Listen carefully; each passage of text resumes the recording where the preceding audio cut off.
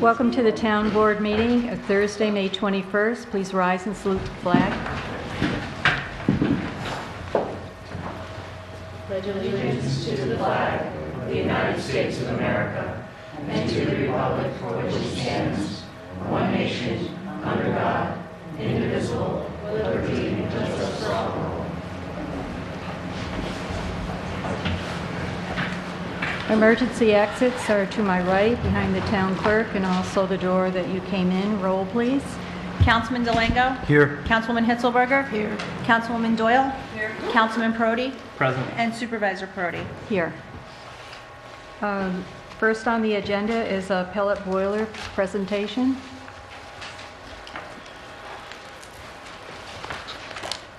Just want to thank you, Ken Lango, formerly of Amenia, as of 6 months ago. With me is Lou Okonski. He is the president of Evo World, the manufacturer of two pellet boiler systems here in the United States. He's located in Troy, New York. So I brought him along just in case you have any other questions, technical, in relation to pellet boiler systems. Just quick history, as many of you know, I know you're looking at new heating system for the building here, replacing what you have. And in that process, I had the opportunity to speak to Victoria prior to, or just after we moved. I was still coming down before we sold our home here. And so we were talking about biomass systems and the opportunities in that. I was hired by a company out in central New York called Mesa Bioenergy, and the company has about a 20 to 25 year track record in the biomass industry, predominantly firing or co-firing power plants, cement kilns and things like that. The company's transitioned into small commercial industrial systems, and as the evolution of pellet boiler systems and chip boiler systems have evolved, there is now a push in New York State to adopt this technology, being a carbon neutral, renewable energy source, as well as being able to keep heating dollars within the state and within the local communities.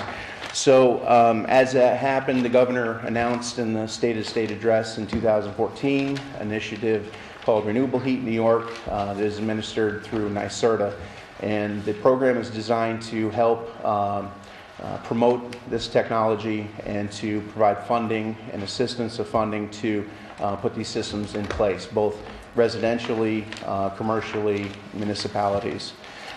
So we're here tonight just to kind of answer questions. I know I sent an email with a lot of information trying to give you some realistic numbers in relation to what your current oil use has been here and how that would translate into pellet usage.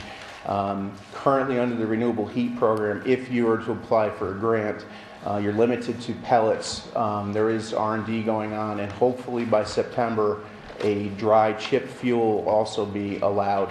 So the system that we're looking at would be able to burn either product, chip fuel being even a more reasonable cost, and potentially based on the numbers, and again there may be some variation to this, but a $9,000 savings a year to the town if they want pellets, and upwards of $14,000 if they are able to burn chips. Now, if you do this outside of any grant program through the state of New York, you're free to do whatever you'd like. It's not restricted that way. So kind of would like to just let you ask any questions that you might have of us, and we'll try to answer them.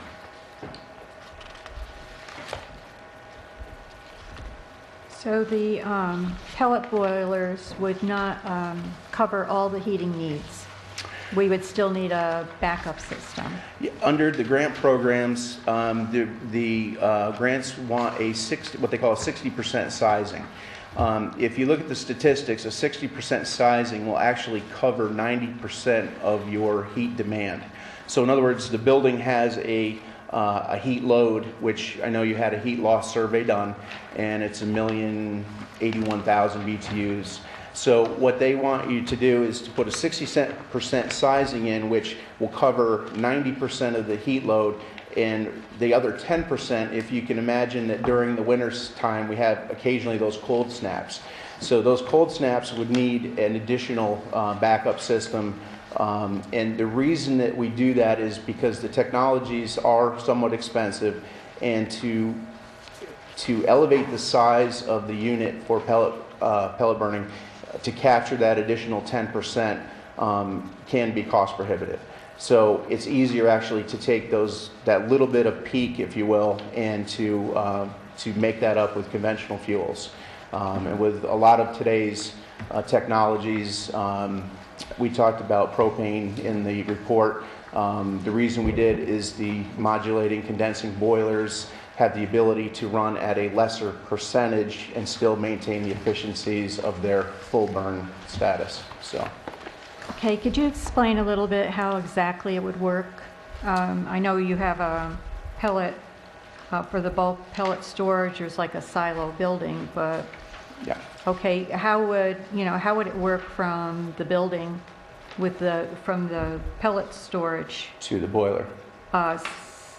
Silo is what it looks like to me, being from afar. Yeah, it is, yes. And how does that get to the boiler, and does Okay. that have to, and what would be the construction to get it through the building? Okay.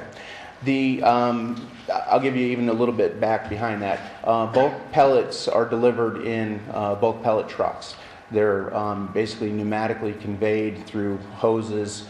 And so what would happen is a bulk pellet truck would come, they would hook to the silo and be able to fill the silo through blowing the pellets into it. Very much like a farm type delivering grain. It's very, very similar. When the pellets get into the hopper, at the bottom there is a delivery device, if you will, which is an auger system. The auger system is a flexible auger, so it's actually a round piece of PVC pipe, approximately 3 inches in diameter, and that then is able to be breached through the wall, depending upon where it was decided to put this into the boiler room. Once it reaches the boiler room, then it transfers into the feed system of the boiler. The onboard computers on the boilers control all of that loading, unloading feed on that. So the only thing we're really looking at doing to the building is breaching a 3 to 4 inch diameter hole to bring that auger through.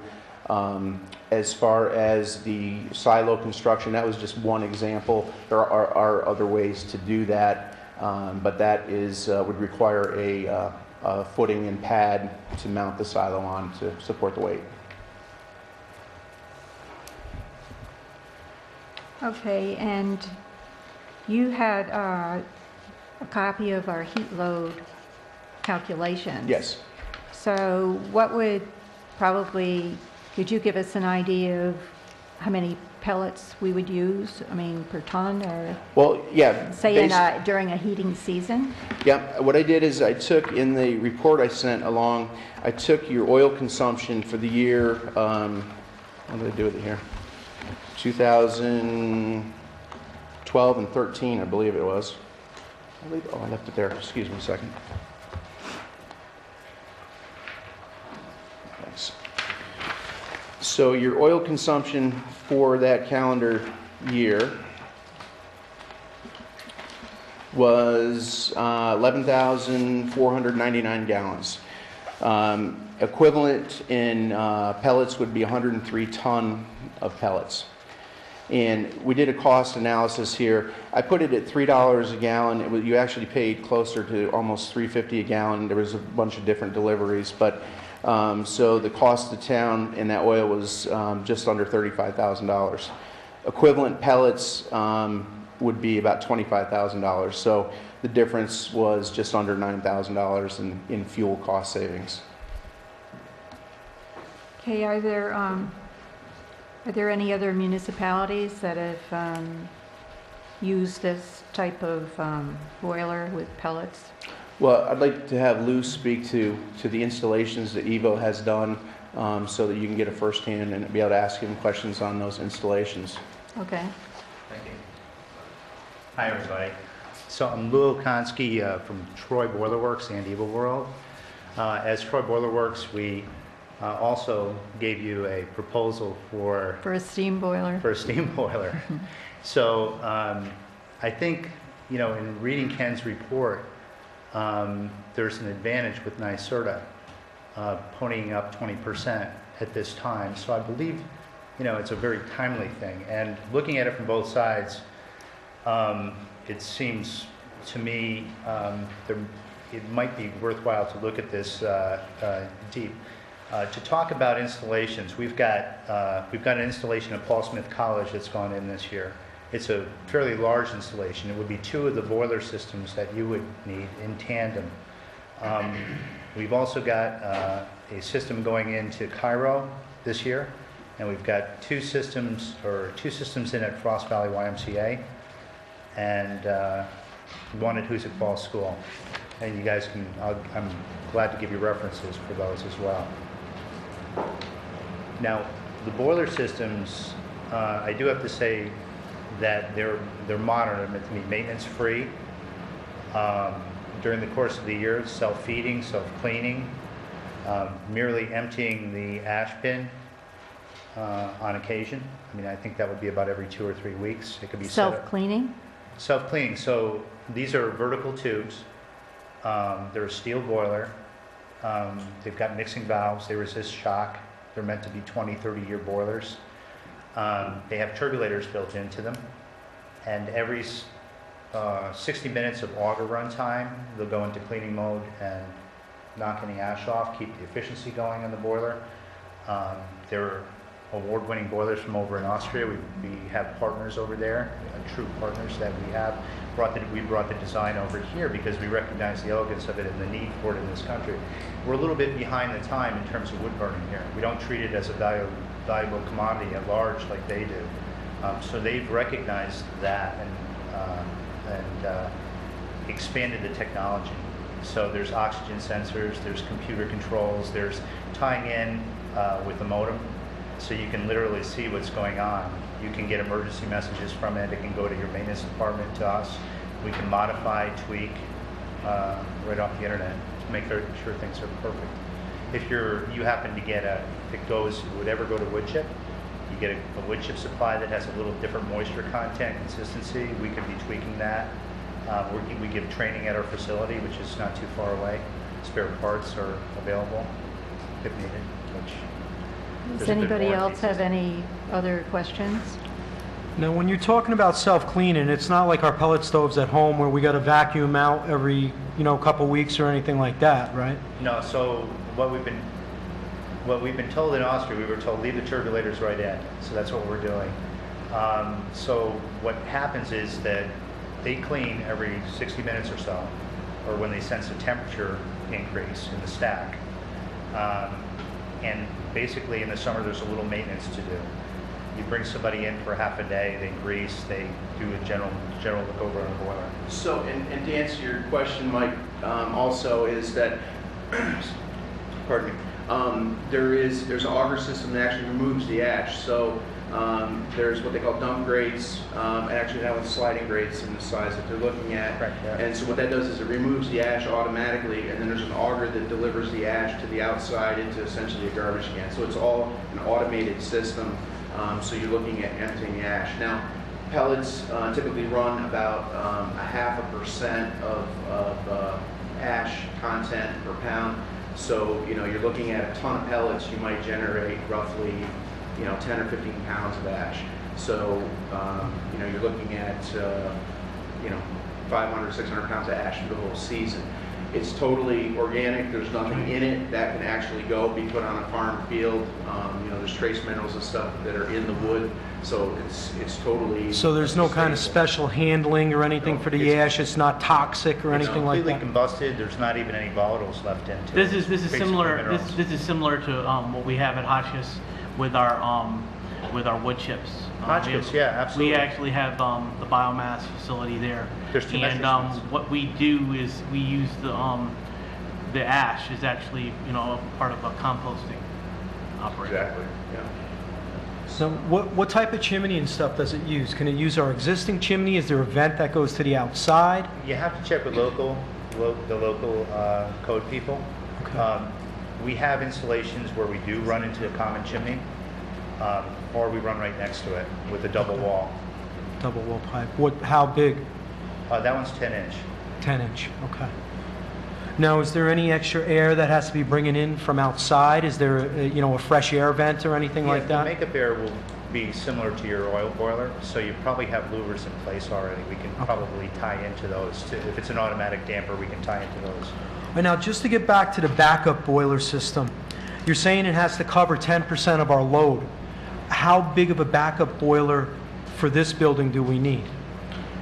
They typically, and you can make this decision, but typically what NYSERDA wants to see is approximately 50% of the installed boiler size. So if the boiler at 60% is 300,000, then we're going to need to see, excuse me, let me back up.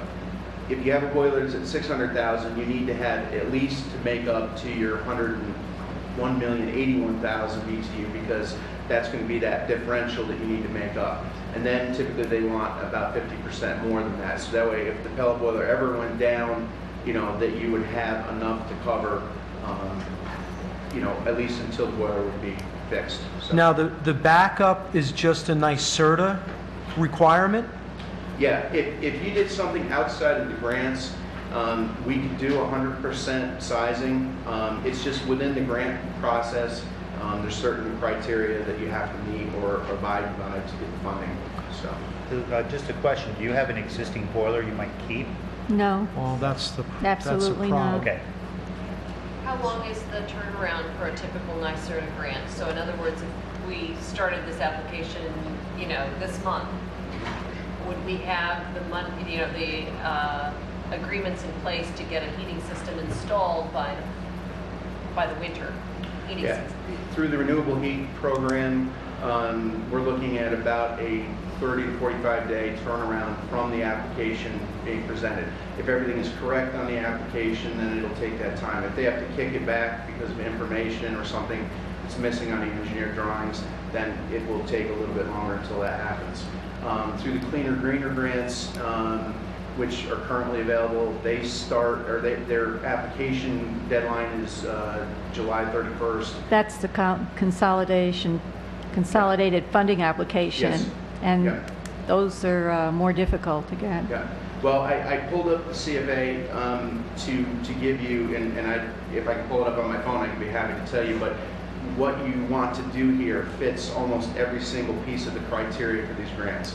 So it's, and they've already awarded in the phase one of those grants, they've already awarded $1.2 million to a company in just north of Utica, who's putting in a bulk pellet depot, as well as 13 pellet boilers from Evo.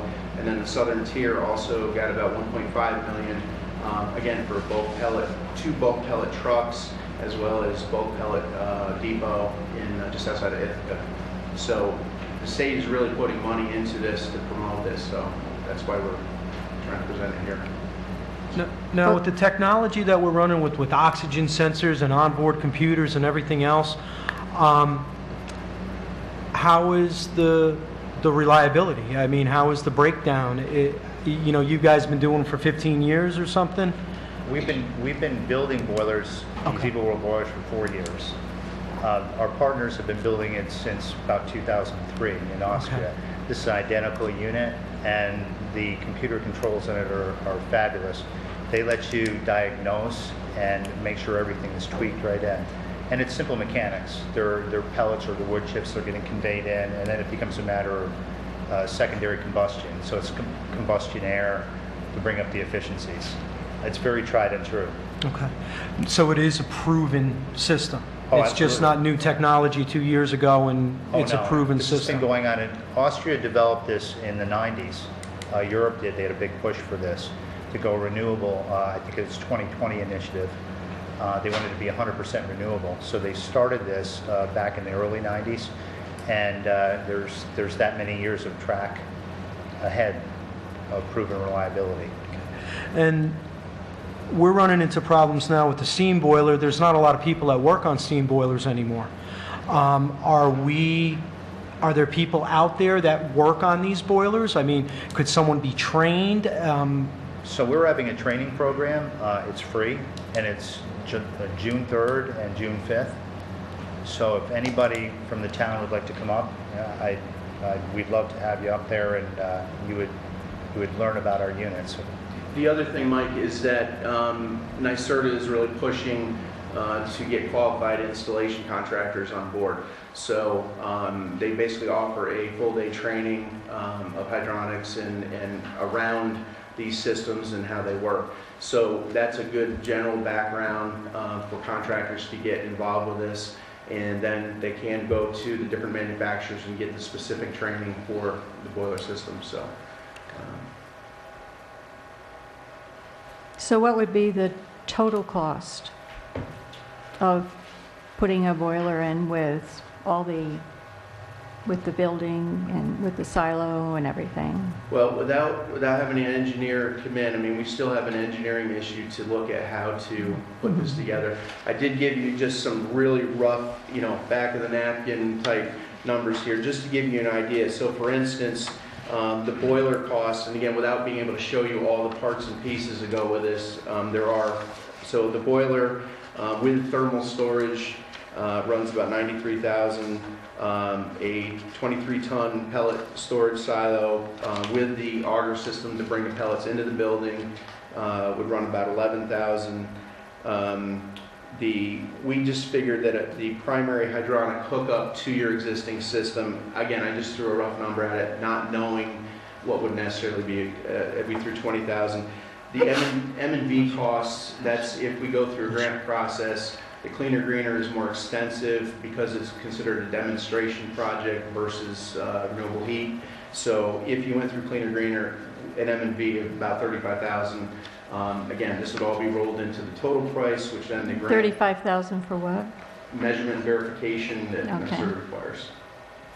So, and that's only under the cleaner greener, under the large boiler section of Renewable Heat New York. They do require some verification, but not to the extent of cleaner greener. So that's, I don't know if I totaled it on here. 159,750. Yeah, and that's, again, it's just a back of the napkin sketch, but I wanted you to at least have a number, is it 50, is it 200, So with the Cleaner Greener grant, your example, it's 159,750. Yeah, 75% grant, the cost to the town of Amenia is $40,000. $40,000, right? So if you can get that grant, and again, I don't know if there's additional cost, but just on that number alone, you're looking at a 5-year payback. So, and if NYSERDA goes ahead and qualifies dry wood chips, then you've just I thought accelerated it said that. 20% of total installed cost, that a maximum of $100,000 incentive. That would be on the renewable heat program, yes. So the renewable heat and the cleaner greener grant are two different grant applications. Both are administered by NYSERDA, but they're two different grants, though. So we'd be eligible for both of those grant applications Yes. from NYSERDA. Yes, under the cleaner greener, there's actually 3 categories of application, of which you could apply for category 2, which you could do on your own. Category 3, it's a group, and usually the Regional Economic Development Committee is grouping projects together to submit. So if they already have something going and you say, hey, we'd like to submit a project to this, then that'd be the time. So.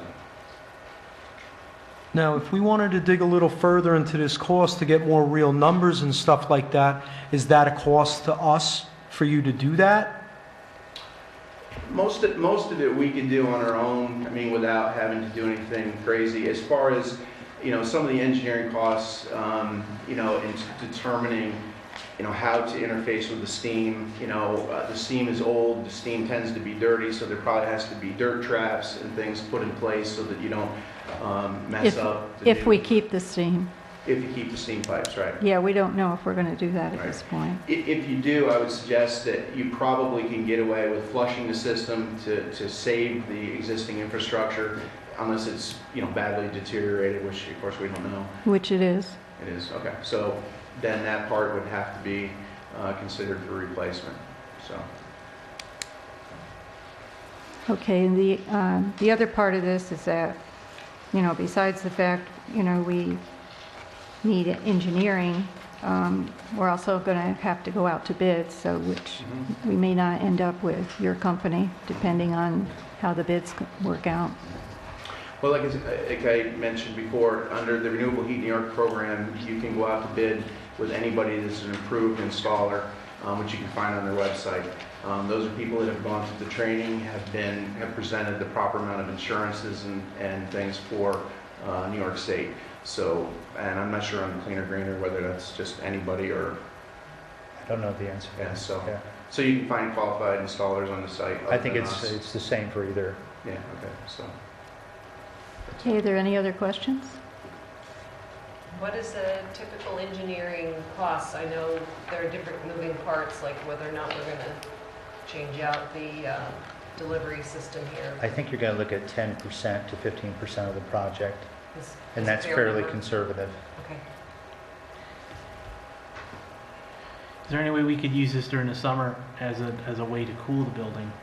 I know that there's I know that if you put the condensers in, you could use that as a technically be able to burn those things year round. Am I correct? It's cooling, right? Right.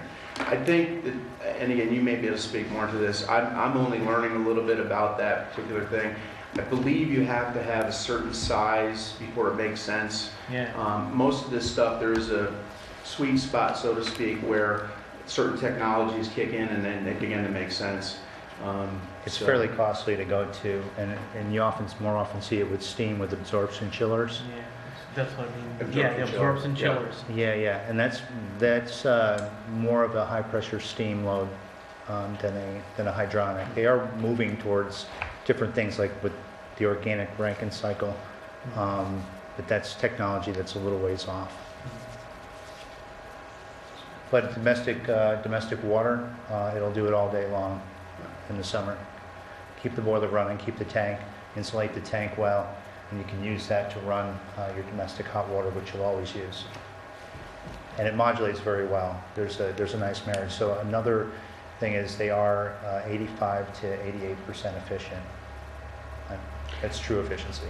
Modulation, by the way, if you don't know, is basically the ability for the boiler to, in other words, if it's, let's say, a 100,000 BTU boiler, if it has a 3-to-1 turn down, it means that the boiler can go from 100 to 66,000 to 33,000 BTU output and still maintain its efficiencies. So basically, in the off season, or the shoulder seasons, I should say, when the heat demand is very low, but you need something, the boiler is able to function at a lower BTU rate, hence less fuel to meet your heat demand. So. Okay. Just one more question. You had said that we could choose the pellets or eventually this dry chips. Is that the infrastructure the same? We just choose what we want to buy? Or do we have to buy a different kind of a... The changes would be likely in the augering system. Our company, Mesa, is actually involved. We're working on an R&D with NYSERDA on the chip side. So we're going to have better answers for you in terms of whether you can use more of that existing infrastructure. Currently, what would happen is that there's a very good chance you'd be able to use the same silo. We would have to put an unloading system in it, which would be about $3,000 or $4,000. And then the auger system would be likely different over what was used for pellets. But other than that, the boiler, the hydronics, all of the other components would remain the same. But the auger that Ken is speaking of can also be used for pellets. God Bless you. So, Well, if no one has any other questions, thank you very much for coming in. This has been Thanks very for having us. informative. Thanks. Thank you okay, very much. thank you. Public comment? Marilyn Noe.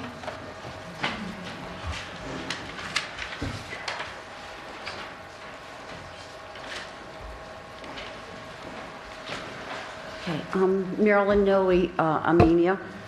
I note that the Bulfamonte family has a zoning change request on the agenda. And comment regarding that. There's two businesses in town. One is a farm in Smithfield Valley, who obviously have animal waste, et cetera, type thing. And as an occasional participant at Smithfield Church, It's affectionately known as the Stinky Farm, okay? There is also on Coleman Station Road in Amenia, another well-run operation that does compost. And there are times when you will go down that road and the smell is just obnoxious. It just goes with the territory. I personally would not want to live within 5 miles of a compost operation. Also, I have particular concerns for the residents of Tally Ho. That's a retirement community, which is in the general 5-mile radius of your proposed operation. For many of these people, this is probably going to be their last home. A lot of them are quite elderly, etc. And it may not be every day, but when the wind is blowing in the right direction, I would have some, if I was living there, I would be having some real concerns. And I asked the town board, when you make a decision, please to take that in consideration. Would you like to live near a compost? Okay, my second is, I attended a meeting Sunday night, and it was of the Republican Party, and 3 people announced that they were planning to run. One is our present town supervisor, Victoria Parati, Mike DeLango, who is already on the town board, and Mr. Bill Flood, who is a former town supervisor. Also, Mike Kelsey mentioned that he's going to run again for county representative. And it was mentioned that in his opponent, the Democrat, I believe his name was Mr. Hurley, am I correct in that? Mr. Hurley? Yes. Tom Hurley. Tom Hurley, okay. Might possibly really scrutinize his present situation, et cetera. In 2015, in Transparency in Government, for the presidency, there's lots of scrutiny now, certainly for the county representative, but also that applies to anyone that plans to run for supervisor, the town board, et cetera. Whether it's your personal lifestyle, your business practices, or your professional life. I think it's naive to think that there isn't going to be some in-depth scrutiny. Being a town supervisor today is a lot of responsibility, and Victoria knows that, and others who have run type thing. And just one more quick thing. Could you tell me, I understand that to the various boards, a town board member is assigned, like a liaison person. Who is it for the planning board and also for the zoning board? There isn't a liaison for either one of those boards. Okay, is that because they operate independently? Yes. Okay, all right. I live across the street. Our house comes with a beautiful palladium window. And occasionally, after a planning board meeting or a zoning board meeting is over, just, as you're going around the house, just happen to glance out.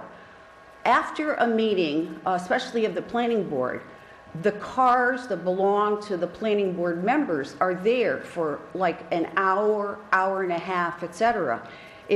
What I'm saying is, what could possibly be happening there if we're being transparent in government that can't be discussed in the open planning board meeting? I don't know. You'll have to ask them. Okay. I will. They are governed by the open meetings law, so if they have more than 2 or 3 planning board members, I think it's 3, a quorum, if they have a quorum, they have to have it open to the public. So they cannot close it and then meet separately. Okay, so I guess what I'm asking each of you is, what is happening for up to an hour and a half afterwards? I don't know. Okay, I will address it then. Okay. Thank you. Thank you. Lorenzo?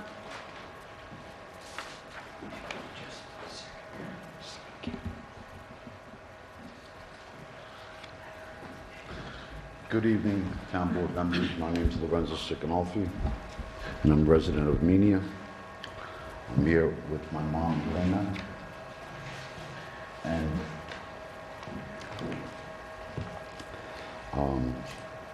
would like to ask a couple of questions and make a notice of application opposition. First of all, I am aware of the resolution authorizing the submission of the 2015 Dutchess County Community Development Block Grant Program application, which is to renew the sidewalks in Amenia. I'll just read a little bit. There are serious issues, this is from the town of Amenia, Leadhead. There are serious issues relating to the safety of existing sidewalks in downtown Amenia, and the town is seeking to repair portions of the existing sidewalks network and proposing to reconstruct sidewalks and create new pedestrian links to Beekman Park.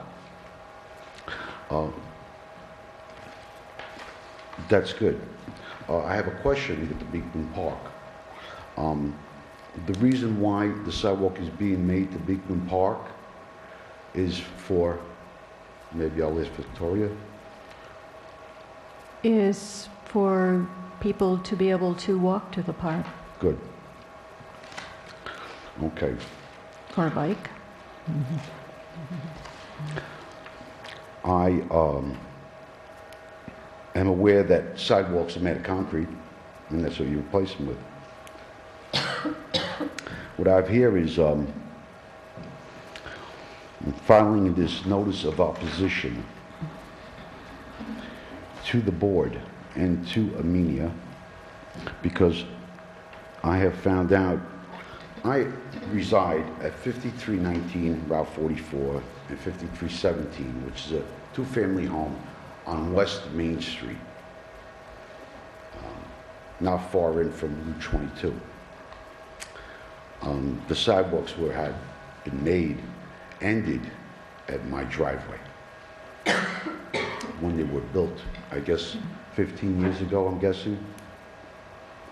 I'm not sure.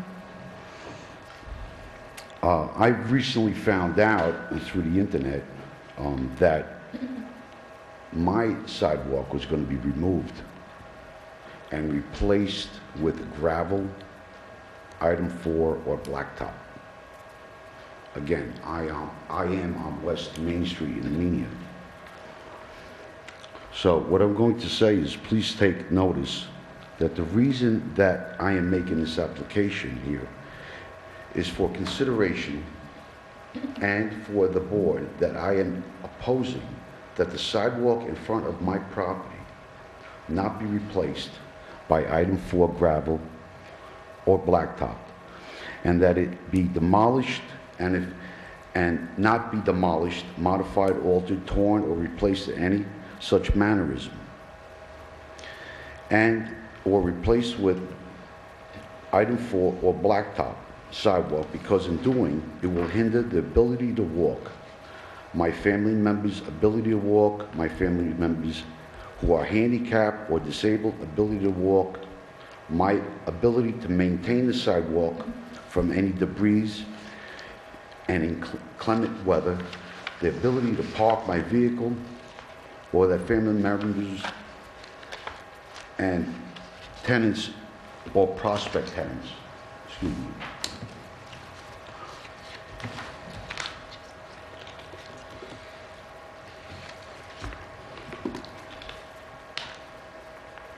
To my rental unit, and it will affect any of my family members who are handicapped and disabled ability to maneuver and walk thereof.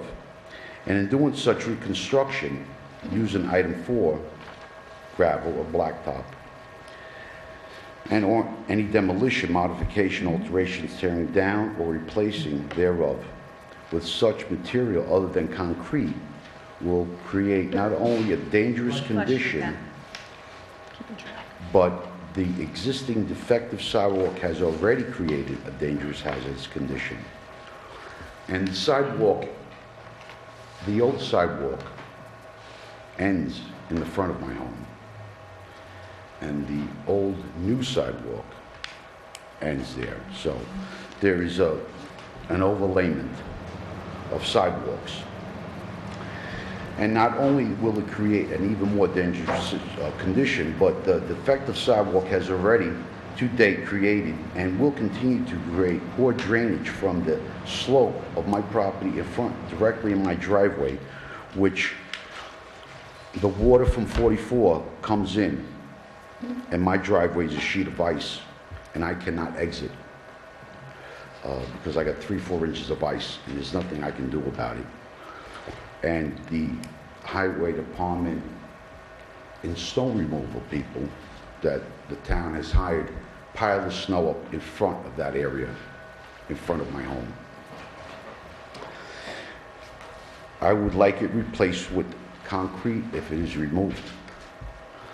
I am asking the town to, because I became aware that this old sidewalk was going to be ripped out and replaced with item 4 or gravel or blacktop.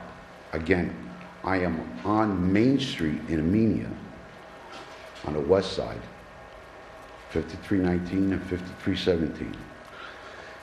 This would be very dangerous.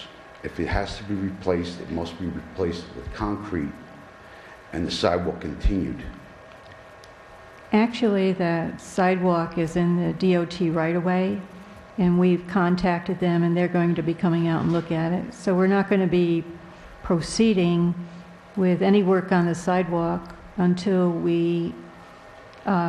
people from the DOT come and look at it, because that sidewalk is actually part of the DOT right-of-way. DOT right away? Yes, There, that sidewalk? yes. I believe it's just sidewalk, Victoria.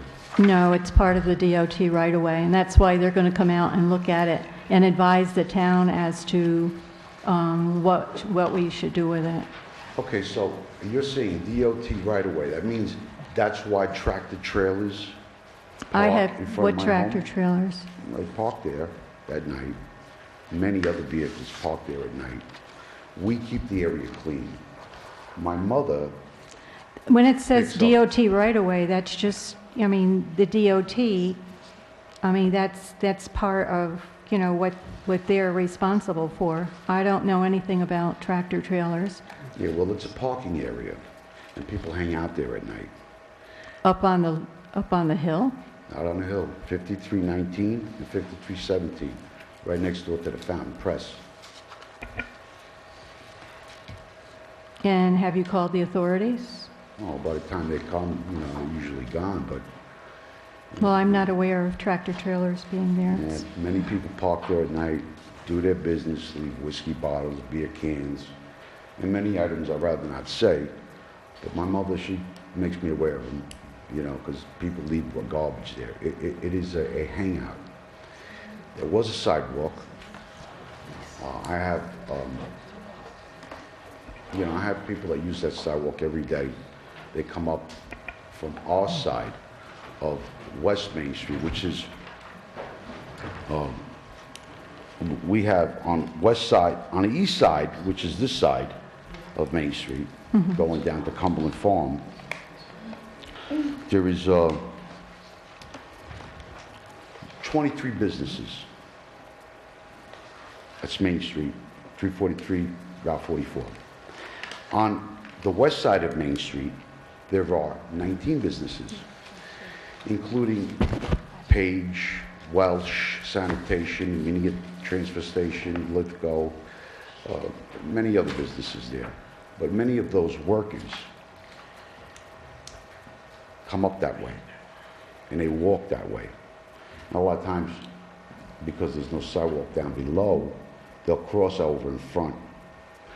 You know, I would, as you said, you're going to stop that until the DOT comes. Right. I appreciate that because that's what I want. I do not want to make a more dangerous condition in front of my home or have it replaced right before because it will ruin Well, it. yeah, the whole reason we even looked at it is because the sidewalk up there isn't in very good condition.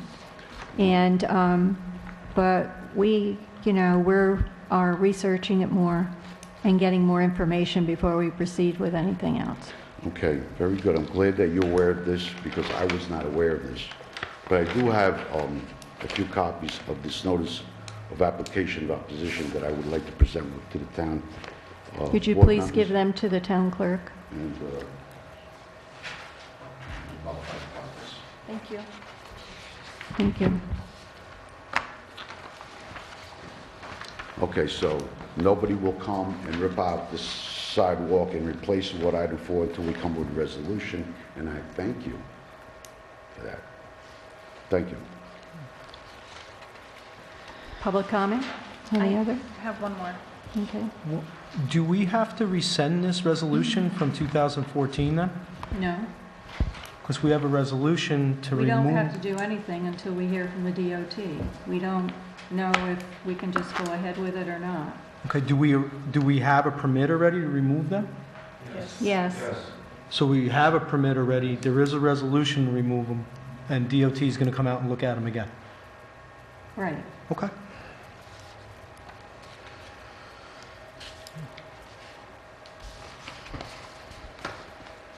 I have one public comment that was emailed in to me that I'd like to read to the board.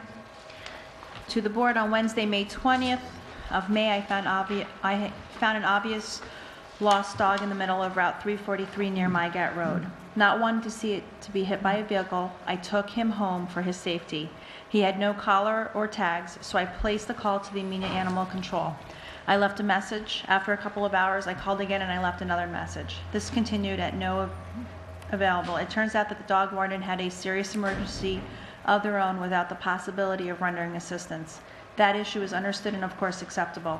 However, what is not acceptable to the taxpayers is that there is not a protocol in place for such a situation, example being an alternate or a secondary contact to deal with the same problem. That said, I had no choice but to take the day off of work in order to do the right thing by this animal, along with feeding, housing, acclimating to our own dogs, and clipping his overgrown nails.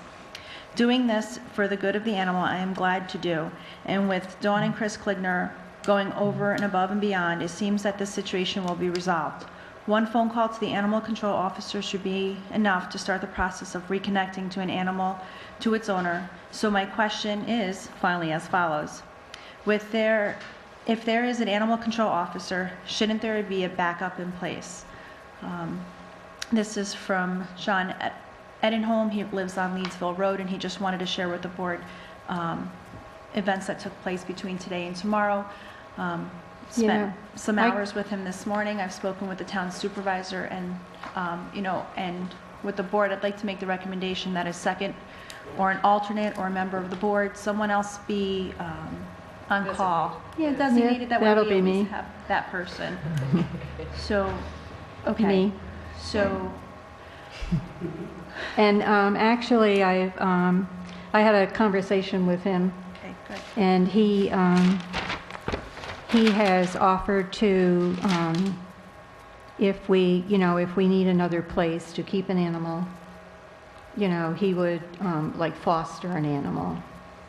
The other thing I'm looking into as a possible backup, I have a call into a supervisor from Dover to see if, we could possibly use that as a backup situation. This was an unusual situation with our dog control person, who's been very active and working very hard, making sure animals get licensed that haven't been licensed.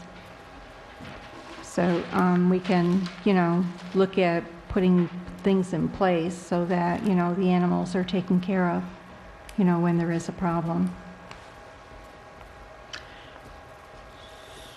So can I ask that we make that change on the website as well, that we can put an alternate listed? on the website? In the middle, wee hours, individuals know who to go to? We can absolutely do that. Thank you. Cell phone? Cell phone? You Yeah, want- cell Okay, phone. cell phone.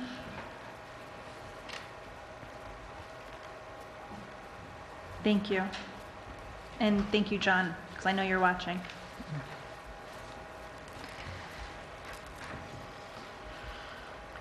Don't have you on the agenda. Do you have a highway report, Stan? No? Not really.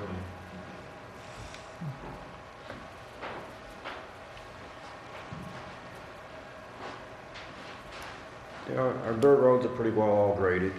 We got the sweeping all done. Tuesday, we got hit with the heavy wind, rain, had a lot of tree damage. We got that all squared away now.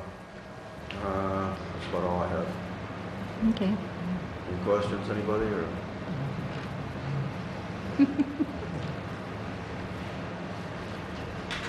Casey? You guys are doing a great job.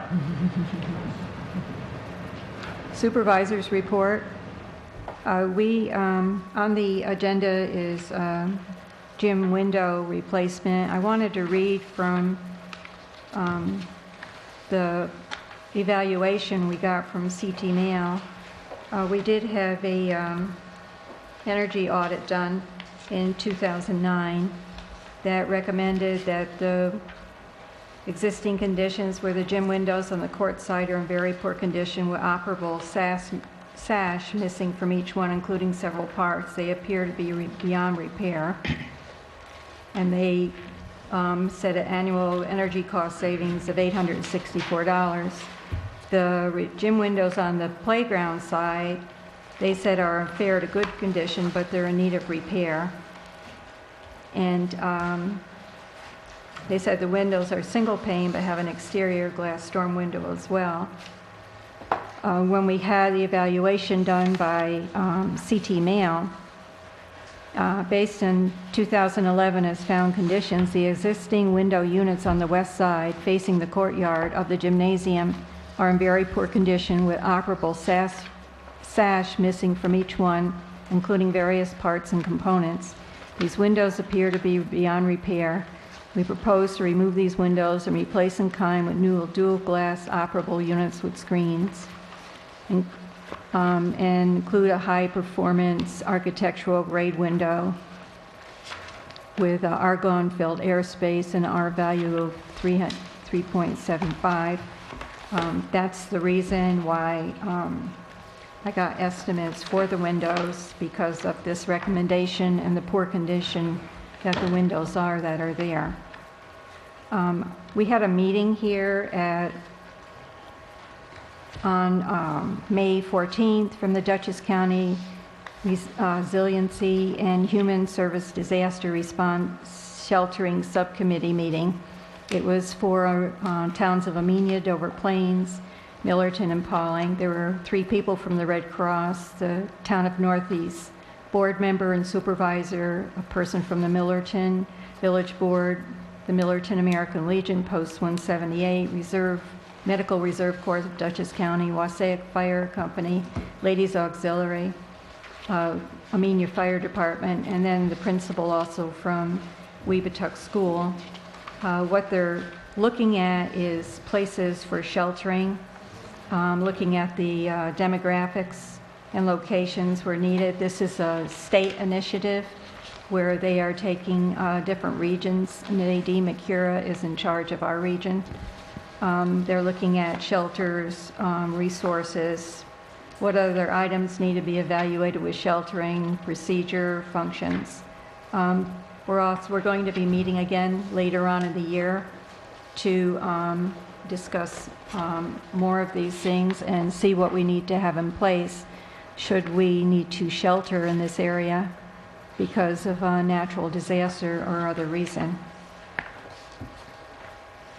And that's all I have for my supervisor's report. Town clerk. Okay. Good evening. I'd like to report to the board that 90% of the taxes thus far have been collected. I'd like to remind the 130 parcels that still have taxes that are due I am able to collect your taxes at a 4% penalty up until May 31st. May 31st does fall on a Sunday this year, so as long as it's postmarked by the June 1st date, I'll be able to accept your tax payment.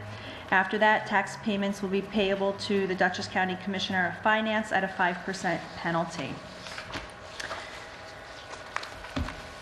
The DEC last week after our meeting had extended the no burn, so today is the first day that we open up the burning season. You're welcome. Everyone keeps calling. Permits are not required, and I don't mean to be a broken record, so those of you that may have not burned in the last 5 years, you no longer need to obtain a permit. So I appreciate the phone calls to the town clerk's office, but go ahead and burn. And remember to do it wisely. Don't want to be that broken record, but you must license your dog. This is the third meeting in a row that we've discussed licensing dogs, lost dogs, our dog control officer, and the events that have happened with the last 3 dogs. We would have been able to get them back to their families in a timelier fashion if they were wearing their dog collar. So please license your dog. Please come in and see the town clerk or one of the deputy town clerks. License your dog, and should a storm come through again or your dog break through that leash, we'll be able to get them home to you in a timely fashion. And the one last announcement, and until the Millerton News does that big article spread for our Amenia Rec cheerleaders, I continue to give praise to the young ladies. After placing second in Ocean City, Maryland, they went to Providence, Rhode Island. They placed first place in their competition. But it didn't end there. When I announced that, I thought we were done and over, and it was great news. As it turned out, they took all of the ladies who placed first, and they placed all 6 states, and our young ladies placed third among those 12 teams. This is a true accomplishment, and I'm going to continue to strive and talk to the community about supporting these young ladies in their endeavors as they continue in the fall and they reconvene. I just want to let you know we have young children here in our community that are representing and making Amenia proud. So when you see one of those young ladies on the side of the street trying to do some fundraising, please support them. But that's all I wanted to report. We've got a lot of good things happening here, and Water District report?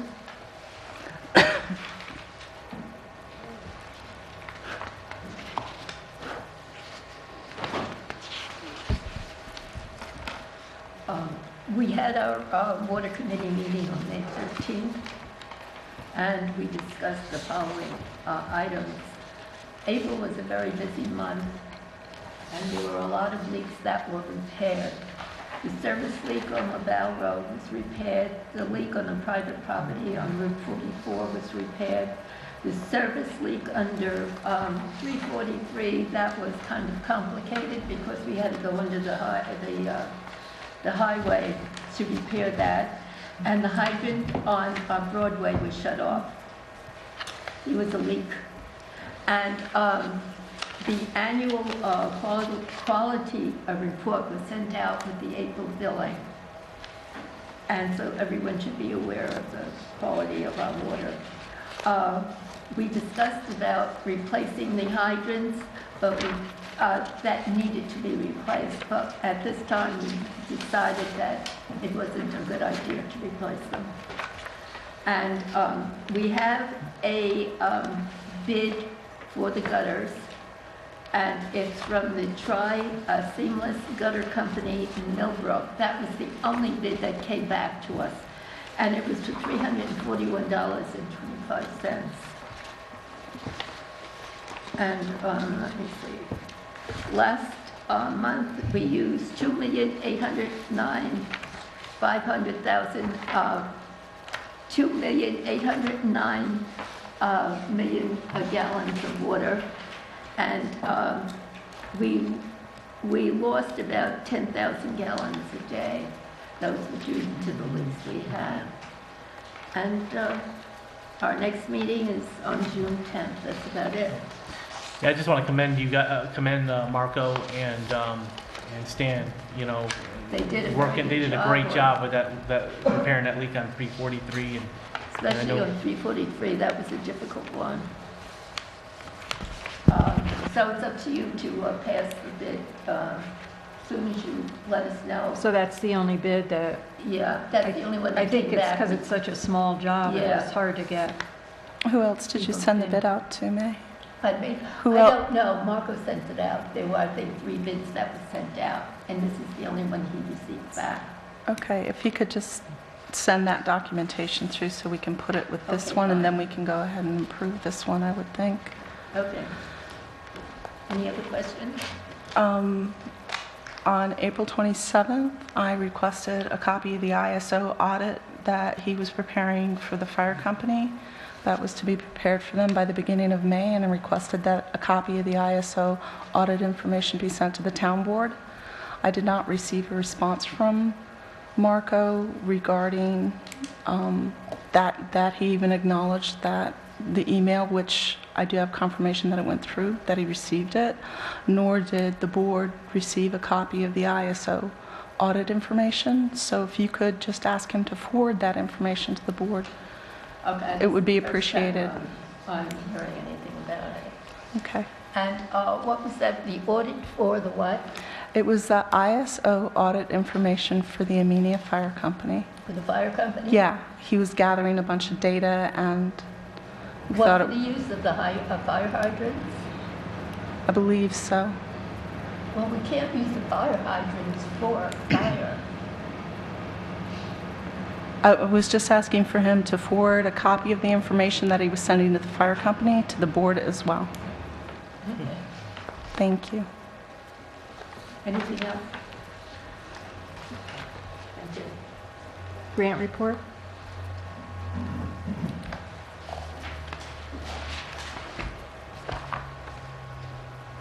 Thanks, Mike. Evening, town board members. They completed the grant application for the kitchen to the Berkshire Taconic Community Foundation, and I met recently with Victoria and Rudy to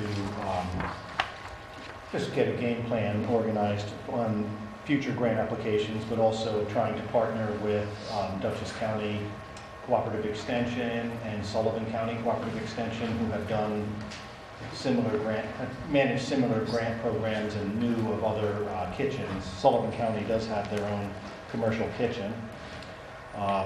Dutchess County gave us some good ideas for possible grants, like from Walmart Foundation and Target, that have special programs for localities relating to kitchen grants.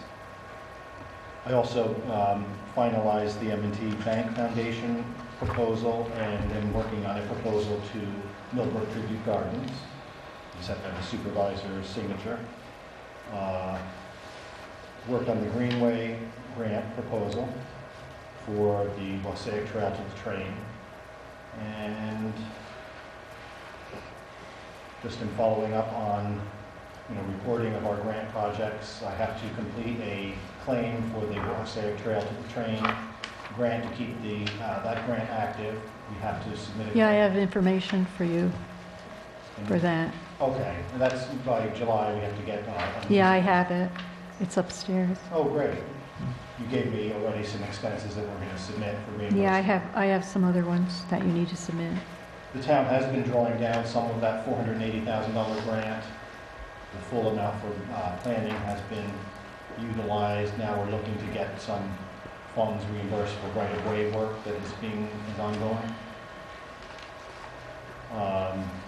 The consolidated funding application process is underway. There's a workshop next week.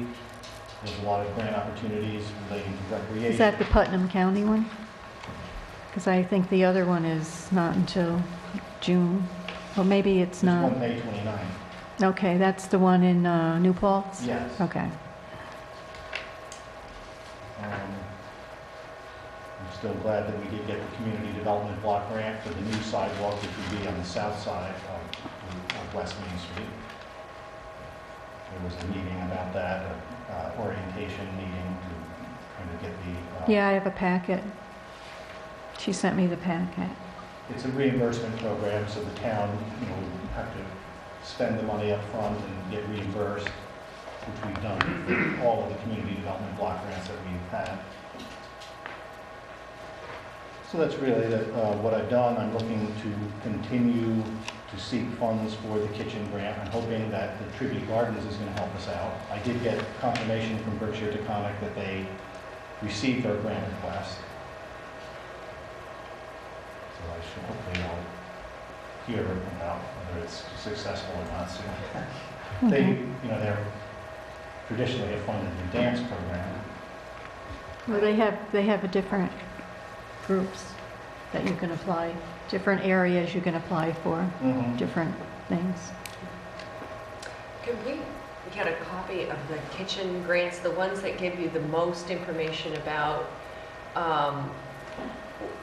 I just think we need a little bit more information, because we met on Saturday at 8 o'clock, Gretchen and Mike, and went over the proposed project. So it's an ambitious project. Mike got a plan and the design, so we have the mechanics, but we don't really yet fully understand the difference between a commercial kitchen and a regular kitchen, and why we go to the extra cost of that. And we had some questions about ADA accessibility and all of that things, and what the market would be, why the entrepreneurs that we think are going to benefit from this, and how it's going to help spur economic development, because I'm sure that you included that kind of information. I think when you're preparing these grants, you're making the case for this to your funders, and I think maybe it would help us understand just how important it is to the community. Yes.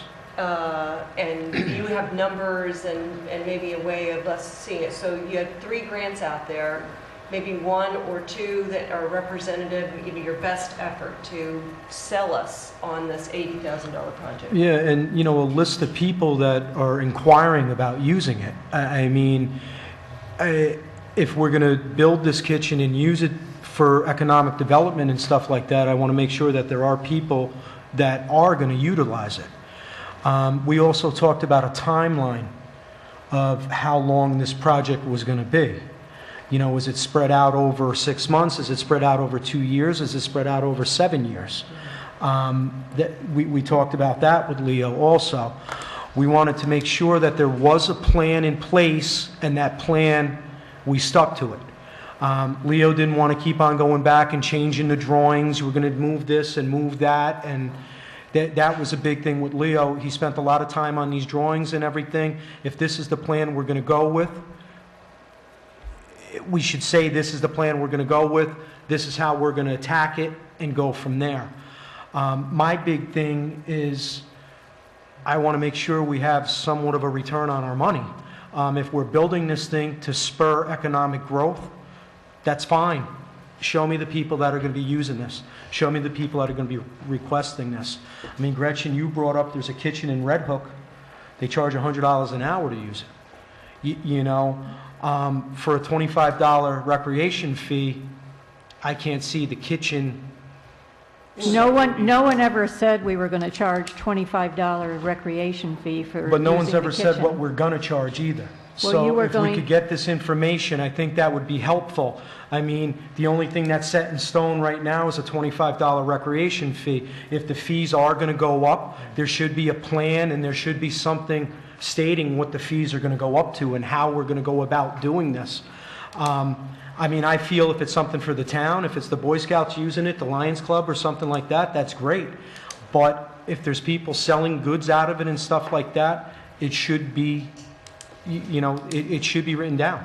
One of the things we were trying to do when we met with Leo was to see what could be done with what we have already, the $15,000 that was donated or allocated by the Recreation Commission, to see, to do it in phases so that you could at least get the project going this year. Yes. And a lot of that has been done, cleaning out, and, getting the space ready. Even Leo's, generous donation of time, that's, big cost that is being saved. No, of course. But part of the reason for commercial, is that it will meet the standards of the health department, and that it will be a kitchen that is able to prepare food for sale. Well, the other But it's reason not. for the kitchen also is from our sheltering meeting we had here. They said if the town board, if the Amenia Town Hall was going to be a shelter, that it, you know, that it needed to have a working kitchen. That's really what I was saying in these grant applications, is that it would be a kitchen that would enable the town to serve residents in times of disaster. Well, one thing we were able to do, Mike, is based upon just the 15,000 that was available, was to generally outline how we could start the infrastructure upgrades while allowing for the basic infrastructure upgrades and putting in the minimum amount of equipment, which would allow us to run town events and recreation events, and then would then have a plan to put it to work towards getting the funding and everything to move towards the commercial rental and usage for the kitchen. But the grant applications that you're putting in to these different entities, thank you, Vicki. It's not just what you're putting in on the application, but also there are requirements that are going to help us work on that longer term plan that, you know, if we get funding for grants, you know, that'll be terrific and we'll be able to afford it, but we'll have to, you know, follow that path that they lay out for the installation of these facilities. But if we don't get the money, we still want to move towards having that commercial kitchen facility in this building. So, I mean, in order for us to do this long-term planning, we need that information from you. Oh, definitely. I did reach out to Cooperative Extensions. There was also a kitchen in upstate that I reached out to that's very similar, just because I wanted to get some ideas. Where did they get money from, and what are their rental fees? So I'm working on that. I haven't heard back from them yet, but I will reach out again. Was that the one that was built in an old prison or something like that? Battenkill?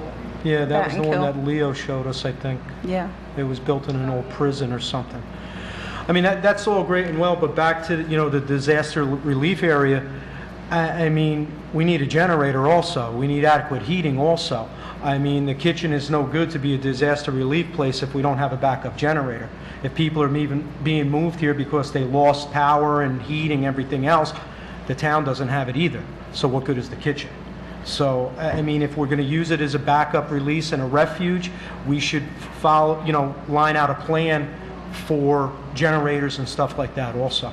Oh, definitely. I'm going to reach out to Congressman Gibson too, because I saw him recently. He offered help again. He has already helped us, because maybe they can navigate. I'm sure there are grants in the federal government. You know, I have been looking. I haven't seen any grants for generators from FEMA, but that doesn't mean that they're not out there. I think I just have to. Actually, in the information I had to complete for hazardous mitigation, I added a grant for, as one of the town's hazardous mitigation needs is a generator for the Amenia Town Hall. I think that is. So that's been, you know, that's you know, the hazardous mitigation that we're, you know, sharing with where we've gone in with the county. That's where we may have the best chance of getting money for a generator, because when we got that hazard mitigation grant for the stormwater project on Tower Hill Road, it was because it was already stated in the hazard mitigation plan that you did with all the towns in the Harbor Valley. So it does help to have. Yeah, well, what I've been doing is just taking all the information from the original plan and putting it in the county plan and anything additional. And I put the generator for the Amenia Town Hall, not only for it to be a place of shelter in terms of disaster, but the town of Northeast has also, you know, requested, you know, using the Amenia Town Hall to, you know, set up operations here should, you know, something happen up there and they weren't able to, you know, run town government. So it would be multi-purpose. So that is part of our hazardous mitigation information that has been sent to the county. There is the shared services grant program too. It may be kind of a stretch, but is, those are two grants that are available soon. And there is at all a tie-in to towns working together. Yeah, but for a generator for here, you wouldn't be able to use shared services for that. I think other towns have already looked into that. Well, let me look into it, because there are some workshops coming up with the consolidated funding application. Yeah, whatever you can find. Yeah, the CFA, I mean, is probably our best bet, you know, because they do have FEMA grants through there. And maybe Congressman Gibson. And something that Leo did bring up about the generator when we were talking about it, we might be able to cut costs a little bit on the generator if we just designate a certain area of the building for the disaster relief instead of getting a generator to run the whole building. I mean, if it's the kitchen area and the gymnasium, we just use a generator for that part. That was brought up. That's Yeah, generally well, what most the original yeah. plan when Morris Associates made the generator part of their original proposal was only for the lower floor, not for the second floor. I have a question. So when we say for disaster relief status, we would need a working kitchen, does that mean a commercial kitchen or a working kitchen? A working kitchen. So that would fit in with what we were discussing with the basics for it. Right. Which would be the facilities to run town events, the rec summer programs. Basics. And just basics. So I asked Leo what he suggested would be the next step. And I think what he said, and Mike, you touched on it, he's done the planning for this. We now have to look at it just like they did with the playground. Do you want it or do you not want it? Because he's not going to indefinitely keep changing this for an ad infinitum exercise for us. So I think we need to look at that plan carefully. I'm just saying what off the top of my head what I think might be the next step is to have a couple of people work on it, look into what Mike has done and Rudy and find out what other communities have gotten for revenue by building this in a And present similarly it to us. sized town in a similar sized region. Well, What can you expect? that's what Mike's doing on the two commercial kitchens he's But maybe discovered. reporting back to a couple of people, maybe Gretchen and Mike or something like that, so that they can. Why don't we then do I mean, that? report, Why don't we do that? Just forward that information. We'll work with Mike. We'll put More together, research. do some more research, put together like a project timeline kind of Right. overview When these thing. grants are going to come due, Yeah. then we would know. Mhm. And Leo did say he would be willing to go ahead and bid out the infrastructure, because it seemed to me that is something that the grants do not really want to pay for, right? But we have 15,000. We're going to need to put the floor in, the ceiling, the walls. That needs to be done. And whatever power source we're going to use, decide on that and get that part done with the recreation's initial. I mean, that's just my sense, because you're not going to really, once you start putting some money like that into it, the grant funding agencies say, oh, well, I'll buy the stove. You know, I mean, you're almost there. But what they don't want to do is pay for the wall and the ceiling and the. well, Vicki, what I brought up with Leo also was, you know, the interest in people using the kitchen. It's also, it might spur volunteer time. We you know, if there's enough of people out there that want to see this kitchen happen and want to use it and everything, it opens up for volunteers. I mean, we could strip the floor. And, you know, it's stuff that we don't have to pay a contractor to do. We could clean the walls and paint the ceilings, you know. That would go on the spreadsheet that I'm visualizing that you two are going to come up with deadlines and timelines. This is that what I'm you saying. If we had a want to. plan and Right. we could enact the plan and get it moving, it seems like we're kind of spinning the wheels on it right now. We don't have all the information. You can't make an informed decision without all the information, and I'm just asking for information, you know? Well, we have the plan. So, Mike, when do you think you could get us the Sample grant, or the grant that I've done already? Or? the ones that you've done? Well, that I Just a can do. copy. I'll get that to you. As soon as I can. Okay. That'd be great. I'm working at my other job, but I'll get it to you. I have it.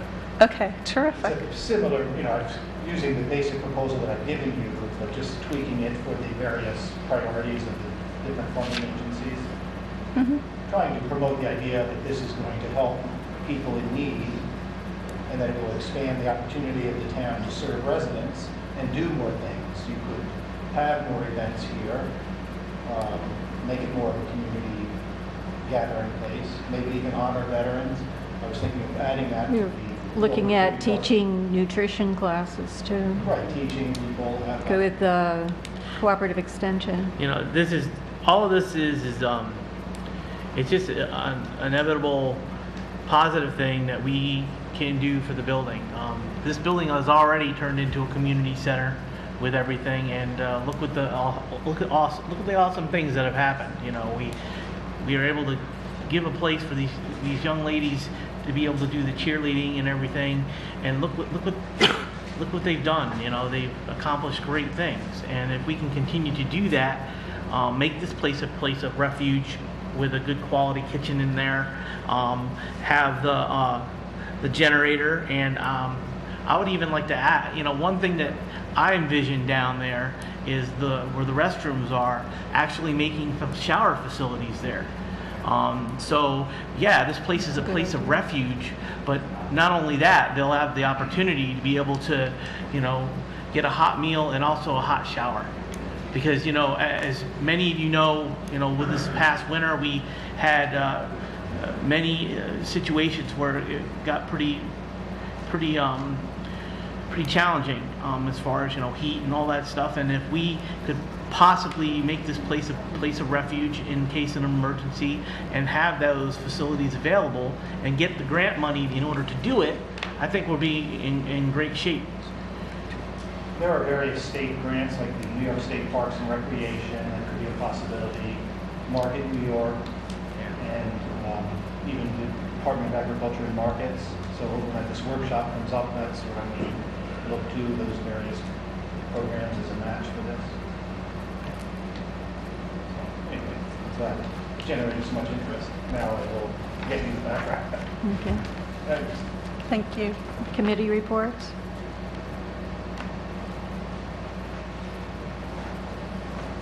Ellen O'Connell, Amenia Recreation. I have to address this thing with the kitchen. It's driving me crazy. There are so many people that have volunteered their time to do this. You came in the middle of this process and you want to change it all. You weren't there when it started. Rudy Eschbach and people have worked so hard for this kitchen, and now you just want to throw it out? Ms. O'Connell, it's not that I want to change it, I just need information. I want information. Well, where were you in the beginning? I wasn't there. Started this? Okay, but still, so that means I'm not entitled to information? No, but if you're not entitled to So stall and all stall it, it's which not you've stalling. always- All I'm asking for is... You have stalled and delayed everything that comes before this board. You constantly talk about getting procedures right and all this. Well, that was an illegal meeting that you had. You had a quorum, 3 people from the town board.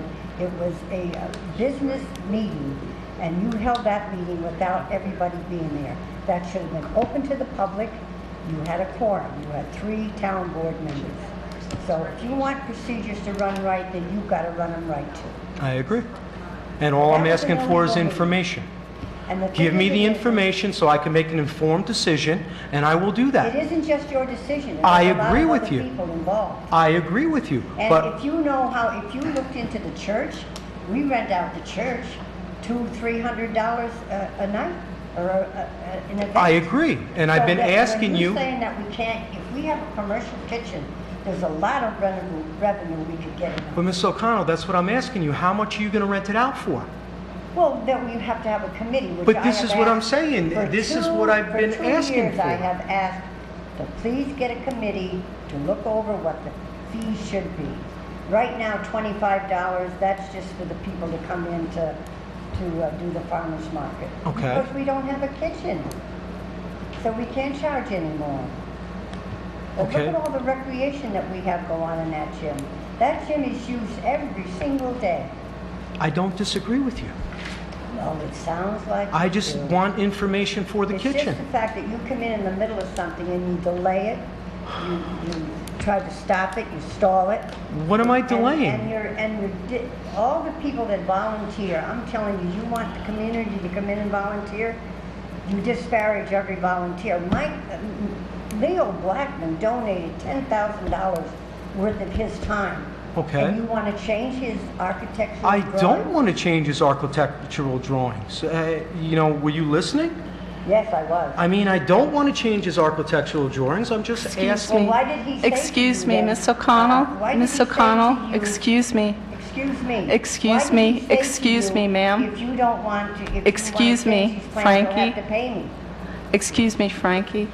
Vicky and myself and Mike did not ask Leo to make modifications or anything to his Have recommendations. suggestions for changes. No, we didn't. No, there were no suggestions for changes. There were no modifications requested. Well, What we how come- asked how come Mr. everybody- Blackman, how come excuse me, everybody on the excuse committee me, what we was not invited excuse to me, that? what we asked I Mr. was Blackman here- to I was do. here at 10 a.m. for the meeting. Excuse me, which but was we asked to 8 Mr., a.m. and excuse it me, was but never what we notified. asked Mr. Blackman to do was to help us realize his vision for that kitchen. It wasn't his vision. He was the architect to draw up the plans that That's right. Rudy and people asked him to do. And we thought it was a great plan, and that's the plan we would like to move towards. Well, I just have a very bad experience with volunteering. We have a recreation commission that has, every time we vote on something, somebody comes in and changes it. We should have some autonomy. We're not a committee, we're a commission. And we get overturned and overturned, so who would want to volunteer? We're disparaged, we're just,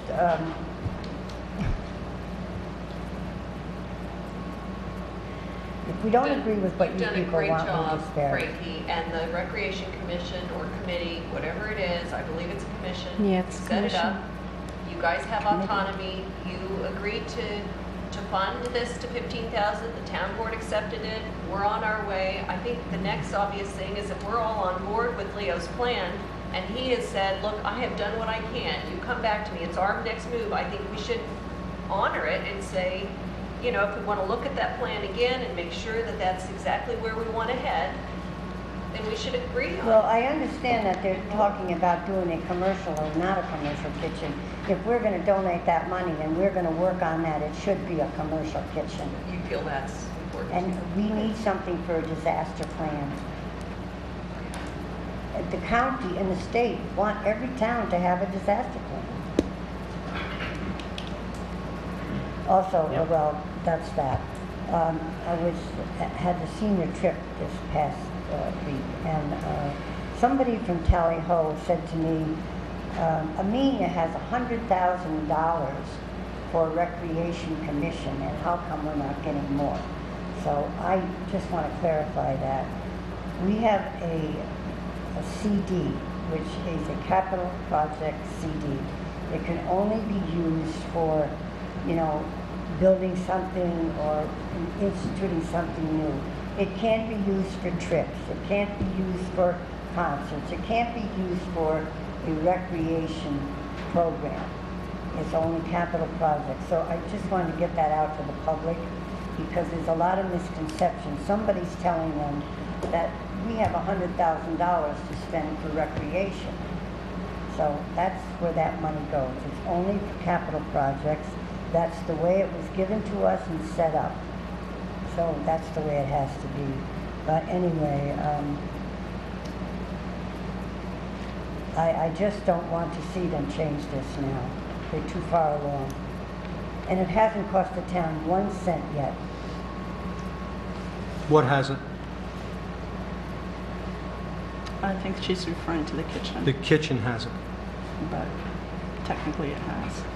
Committee reports. Historian, no. Bufamonte zoning change request. Please. Sure.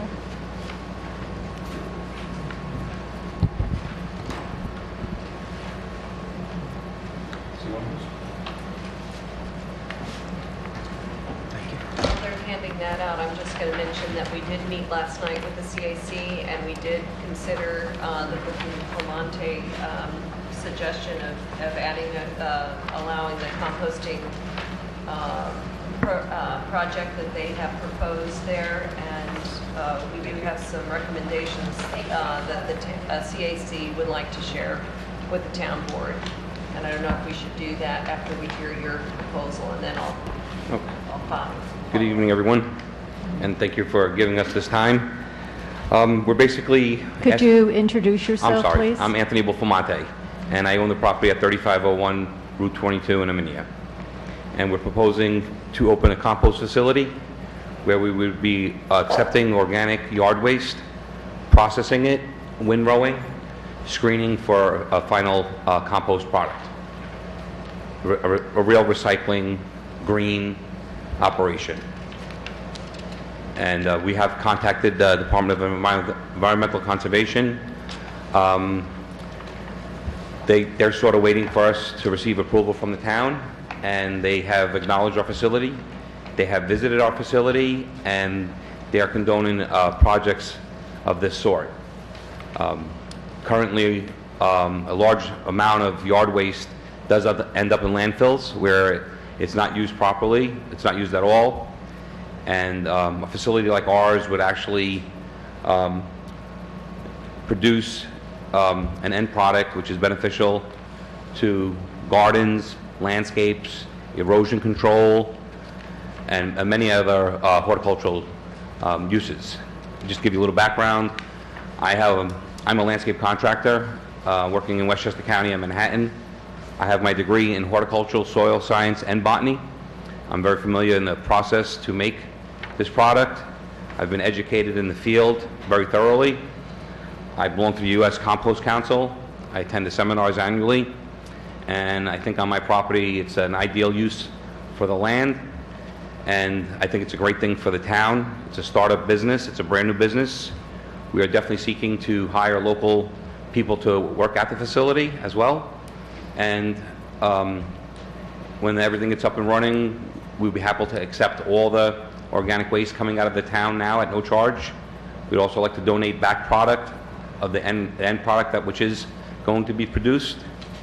And I would like to address a couple comments that were said earlier, if it's okay with everyone. I do have a letter from DEC.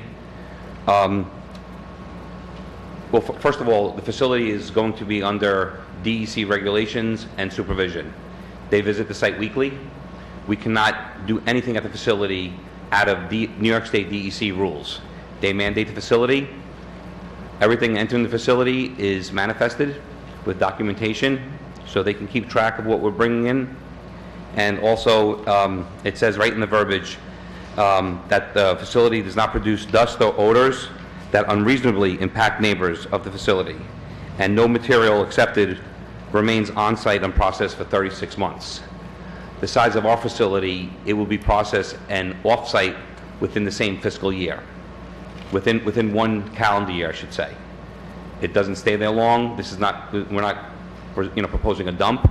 This is a real recycling facility. Facilities in the area that were mentioned, I'd like to address. They predominantly process leaf mulch. Leaf mulch does cast odors. We are predominantly accepting yard waste, which is branches, thatch, resulting debris from lawn renovations, from landscape renovations. Like I said, we come from Westchester County, and we don't have large properties that we could actually dispose of material on our properties. Everything is collected. And they go to the local municipalities where we have been in contact with carting companies who accept the material and need a place to, get rid of it. So we would be accepting that kind of product. The neighboring facility also uses a Bacchus windrow turner, which aerates the process, and that does create a little bit of odor, especially when the predominant composite of the product is leaves. A very small portion of our compost will be leaves. Ours is going to be predominantly yard waste. And we will also be adding it's a microbial enzyme, which is added to the piles, which speeds up the process, and it also keeps the odors down and we will mechanically move the piles to aerate the piles. We will not be using a windrow turner. It's too, first of all, it's too big of a piece of equipment to fit on my property, and it's not feasible. But that product does aerate, and it does release some odors, especially when the inert ingredient is predominantly leaves. So I've done my research. We've had very close conversations with the Department of Environmental Conservation, and they're totally on board. They came down from New Paltz, they visited the property, and also in response to a question from last night's meeting, which I didn't have the answer, I got the answer today. I did contact DEC today about the leaching of what comes out of the piles, and this is their response, if you don't mind me reading it. Precipitation, surface water, and groundwater that comes in contact with yard waste or resulting compost is not considered a leachate. It must be managed within the site and must not enter surface body, water body, conveyance to surface water body, or contravention of water quality standards. I have no wetlands on my property. I am not in the aquifer overlay. I have no ponds or running water on my property. So whatever water hits the compost is not considered a leachate, and that's directly from the DEC.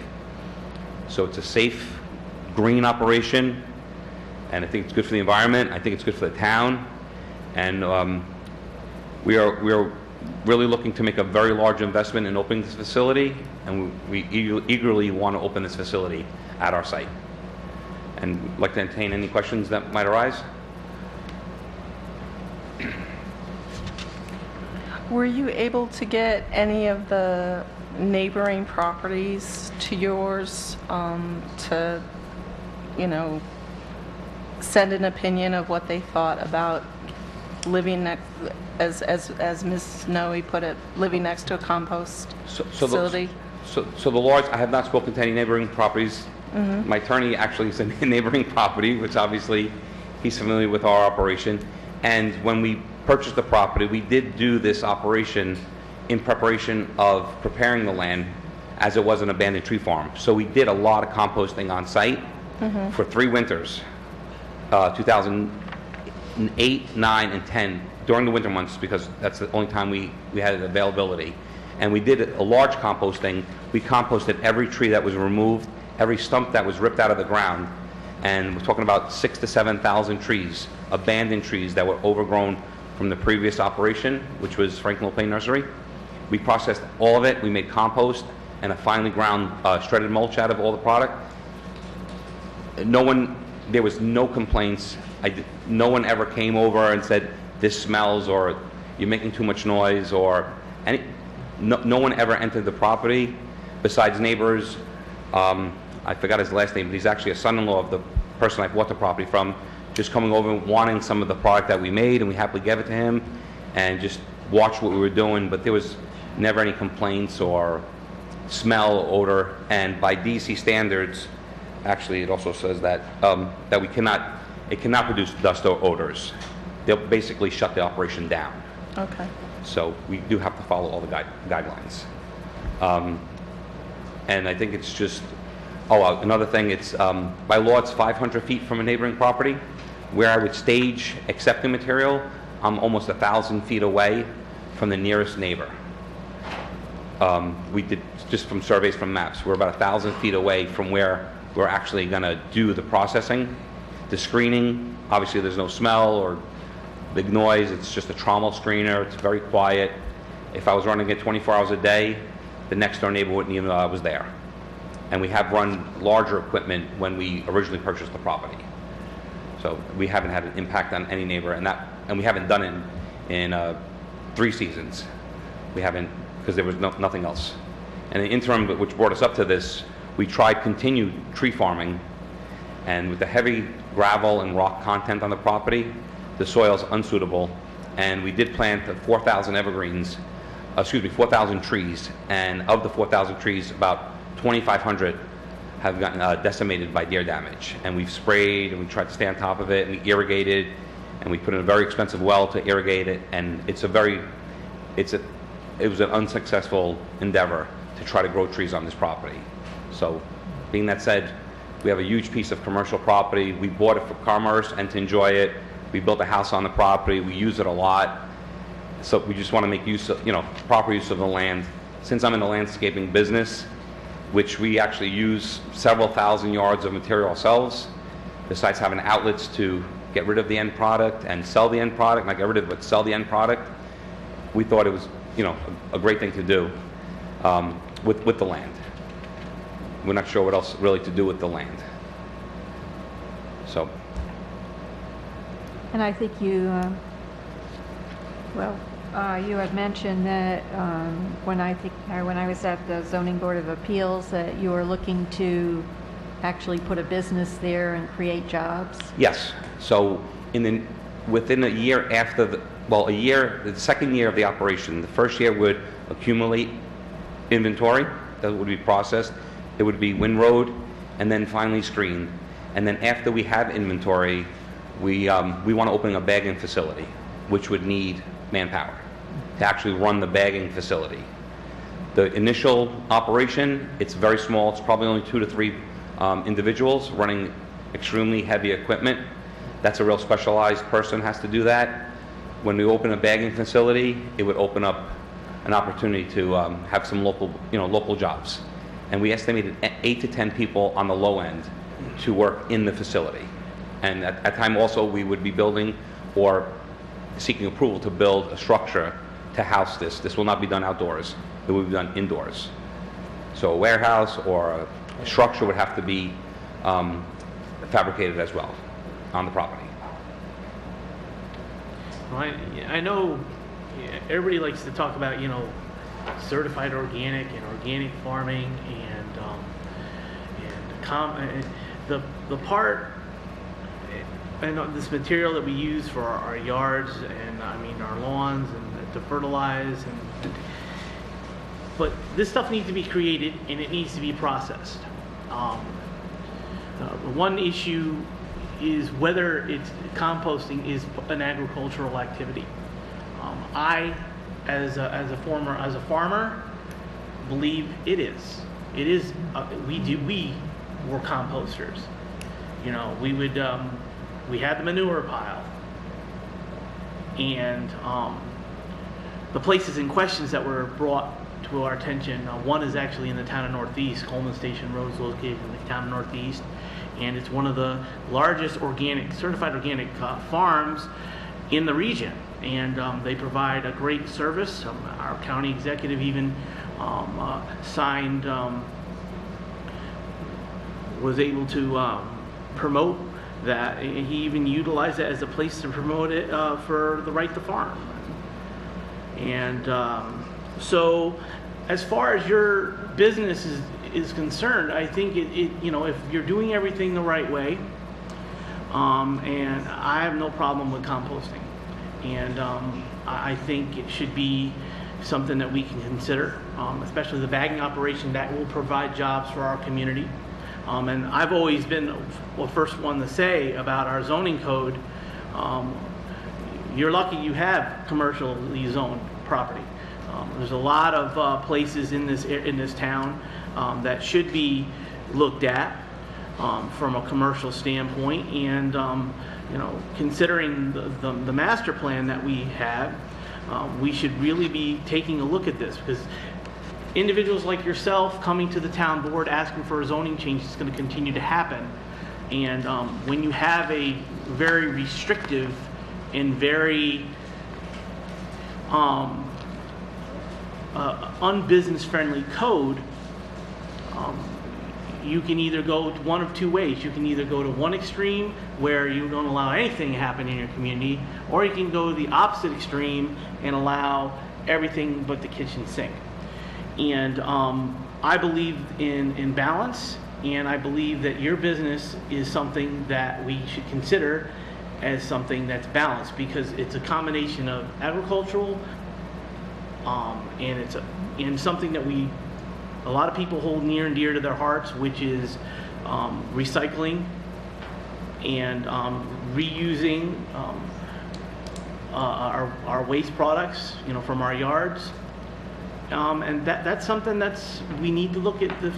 This whole meeting has been about looking at that particular option.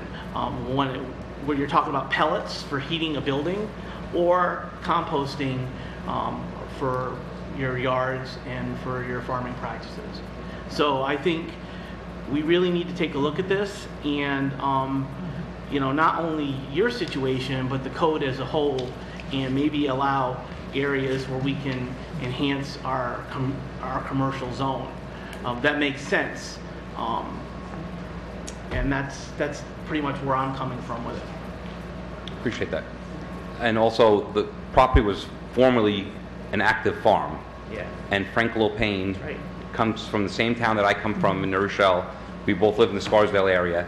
And when he first moved up north, because I don't know if that was 35, 40 years ago when his family started moving up this way, they were still doing residential landscaping and site development, and a lot of the material they collected in Westchester, he would tell my dad and his brother Dominic and Carlo and Joe and Tony, where are you bringing all material? I'm bringing it to my farm upstate. He was doing composting on this property in the 70s, and probably the 70s and into the 80s. Composting happened. Composting is 100% agricultural. Yes. It doesn't fall in any other category, even though sometimes it is. It is nothing outside of a parameter of agriculture. It's used for planting, for growing trees, farming in general. Well, we prep our grounds. Well, you know the use of the material. I work for 8 very large public parks in the city of New York. We go through 10 to 15,000 yards of compost, and a high-end engineered compost is extremely hard to make at a competitive price, basically because resources aren't there. We have resources to accept material, and I think our product can sell, and I think we can really utilize the end product, using it ourselves and distributing it as well. And it would come from the town of Amenia. It would come from here. So it's a whole, like I said, it's a whole new business. It's a tremendous investment for the equipment just to start the operation, and we're more than willing to oblige. Does anybody else have any questions? I think what we need to look at is to see whether the board would like to look into a zoning text amendment. Vicki, you had some additional information? I had, the CAC had a chance to hear this, basically the same discussion. We asked a few more questions, like is it located, specifically over the aquifer. I know the DEC sometimes uses maps that aren't identical to our own, which have been mapped carefully. So I brought down the aquifer map, and I just wanted to also clarify, just from my own understanding, on the agenda it says a zoning change. You're not asking for a zoning change. At least what David Everett, our ZBA lawyer, has said is a zoning text amendment, which would affect all of the OC properties. Right. So we're not asking to rezone his property. We're asking for a zoning amendment as far as It's going to be, it would be across the board, yeah. right. So Yeah, it'll be for everyone. This is a very important change. This is not just for this particular operation. This is for every OC. And Property. let me just say that the CAC was very favorable for it. We understood the ZBA was in favor. It sounded like a compatible use. It certainly was what we had, the type of operation that we had planned for OC district. The problem is we had this very carefully discussed over and over again in our comprehensive plans. And so Mark Doyle was there, so he had said that there's a whole history to this. And Joel Russell is the guy who created this, and we knew that we needed to tweak it. But how we do it has to be done very carefully. So they recommended, the CAC, that we ask Joel Russell I could forward to him this email from David Everett, our planning and ZBA lawyer, what his recommendations are. And it sounds like, he's got an idea for what he would recommend, but he's not as familiar as our lawyer who did the original work. So I would ask the board to allow me to forward this information to Should we Joel send Russell. all of it? I think I could just talk to him on the phone and say, it's not only his property that we're worried about. No, The this isn't location is across the board. specific. This is an across-the-board change to our zoning law. So I think that he knows the history of it and knows why we did not allow it anywhere in the town, except if the town, it's down here, this it's 6 NYCRR 360. That's the one that needs to be tweaked, or we need to add to. Perhaps what we need to do is, if we're going to contact Joel Russell, maybe take a look at possibly updating our entire zoning code, because there are a lot of people in this community that are looking for jobs, and what we need to be looking at is a more job-friendly environment, you know, and for us to do that, we need to take advantage of the areas within our community where we can actually put those types of enterprises, like another polling court, like another, you know, any type of office space or something like that. 64 acres is for sale right across, I mean, the old gravel mine. He has an OCR. He's on Route 22. He has the appropriate zoning. He's on the aquifer. For us. It's working. I mean, I think we need to tweak it a little bit, but we are open. He's on the aquifer. He's on the aquifer, which is different. So we want to tweak that language very carefully to make sure that we protect our aquifer as we intended. This is not permitted. This is not permitted with an aquifer overlay. This is not permitted, even if permission was allowed by the town. The DEC would not allow it. Okay. So the site you're referring to is on the aquifer, and that's why it's not acceptable there, because of the location. And also, under the OC, agriculture is permitted on our site. Right, but only 3,000, and we agreed. 3,000 is without a permit or a registration. Right, but we want to make sure that you can do the maximum that you need to put in the equipment, and we want to do that carefully so that you don't go in thinking that you have the right, but we don't. That amount is also mandated by the state DEC as well as the town input. Right. The DEC will tell us exactly what's permitted within the size of the property. So the 20.8 acres that's on the OC, that's on my property, they have a sort of like a I'm trying to think of the word. There's also like a schedule of what's allowed on how much property you have. So if you have 20 acres, it's X amount. If it's 10 acres, it's X amount. So I can't say I want to do 200,000 yards a year when I can only do 150,000 yards a year. Right. That's also state mandated as well. And I could get an answer, well, I could ask the question of what they think I will be able, and I could share that information. I'm not sure they'll release that, but when I contacted them originally and I told them I want to start with a registration up to 10,000, they said, no, you're wasting your time with 10,000 yards a year.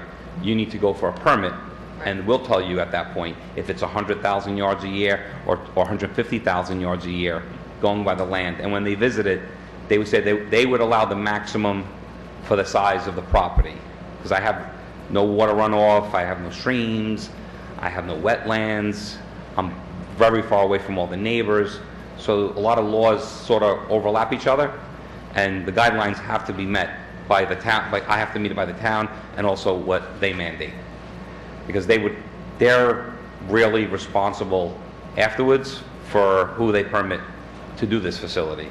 It really goes to them. If, you know, I open a facility and I take in more yards than I'm supposed to, they just shut my doors. And there's extremely large bond that goes to the state DEC that protects any wrongdoing. So if I abandon the site, they have a bond from us that covers cleanup. So I guess I agree. You know, what I was just simply making the point is that you can do 3,000 yards of compost now. Yes. As of right. Yes. Every day. Yes. For the ad infinitum. Yes. But what we want to do is make sure with the town law is that we give you the right to get a DEC permit, which you don't yet have. Right. So there are several ways of getting about this. And what I would like to do is get Joel Russell, who thought about this, heard input for 7 years from the community, how we can tweak this best to accomplish our goal, which is to put it in the places where it is appropriate and not, give a blanket that you can't do it anywhere in the town. Well, 'Cause before we get ahead of ourselves, can we vote on whether or not we think we should proceed forward with a proposed zoning change? Text Well, amendment. it's still a change. Any amendment will be a change to the zoning. Well, I think we need to get some I think we need to get some advice. And I would like to talk to Joel Russell with the help of Mark Doyle, who can help me figure out what the questions are. But there were specific questions that he wanted to ask of Joel Russell, which we can then report back to the board and say, this is what he recommends we do.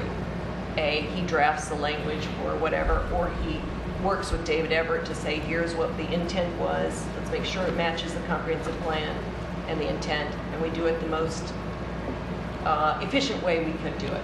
That's all. The most efficient and the most safe way for the town. My name is Andrew Maggio. I'm Mr. Buffamonte's attorney. I'd just like to bring up a legal point here. I don't know if we want to characterize the omission of composting in the code as an intentional omission. Perhaps it was more of something that wasn't contemplated, No, it was contemplated at the time. for a long time. Well, in the zoning code, under OC, the property in question was formerly a nursery. There's no mention of nursery in the code, in the OC definition, or in the permitted business uses on pages 12. So I don't think that this new 2007 zoning code intended on taking away the nursery right, although the nursery right isn't specifically mentioned here. So that's what I'm just saying.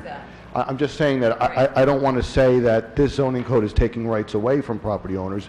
Perhaps this is something that just wasn't anticipated at the time, and perhaps now that it's an issue, it could be more thoroughly examined and more thoroughly thought about. Right, so one of the questions was the intent to include nurseries, to allow composting, which is a question that we're going to ask Joel. Right. And that's at the top of my list, And in addition to others. And just to be clear, in the permitted use, there's no mention of nursery in OC. Right.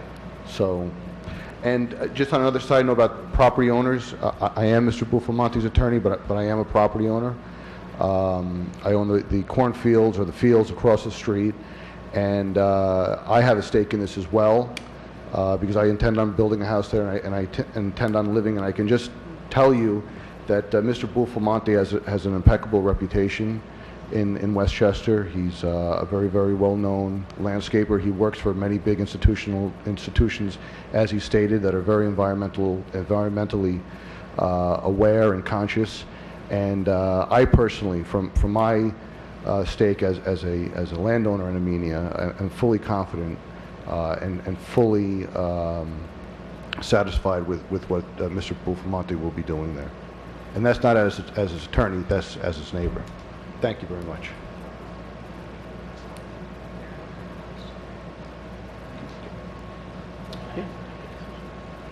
So I guess I'll make a motion that the town board pursue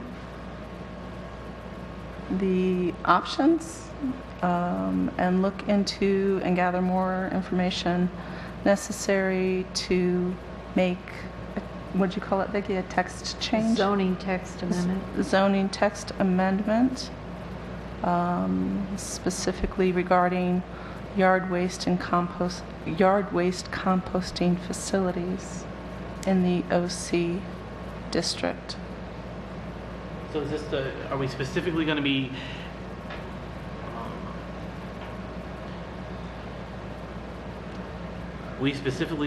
just asking one person like Joel Russell, or are we going to ask other planners? David Everett also weighed in. Okay. He's given his opinion. Okay. Should just gather more information. To gather more information by To gather information. authorizing Vicki Doyle to. Okay. All right. contact Joel Russell. Via email. So we need a second. I'll second it.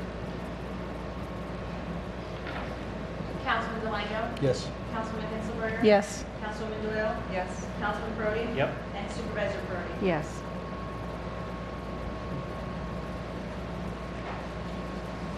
Thank you very much for your time. Thank you. Thank you. Step 1 of 100.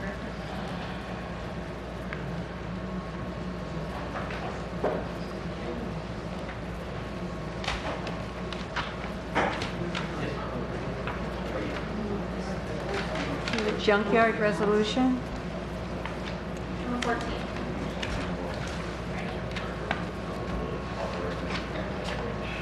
Local law number? 14. No, local law number. This is the first one in here. We did that one. I have to look at it. I think it's the first one. I think they're all one. What?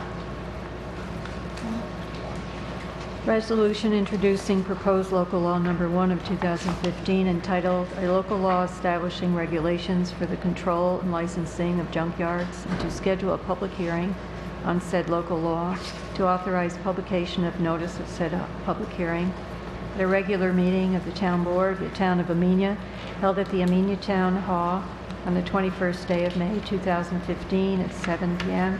Town Supervisor Victoria Perotti called the meeting to order.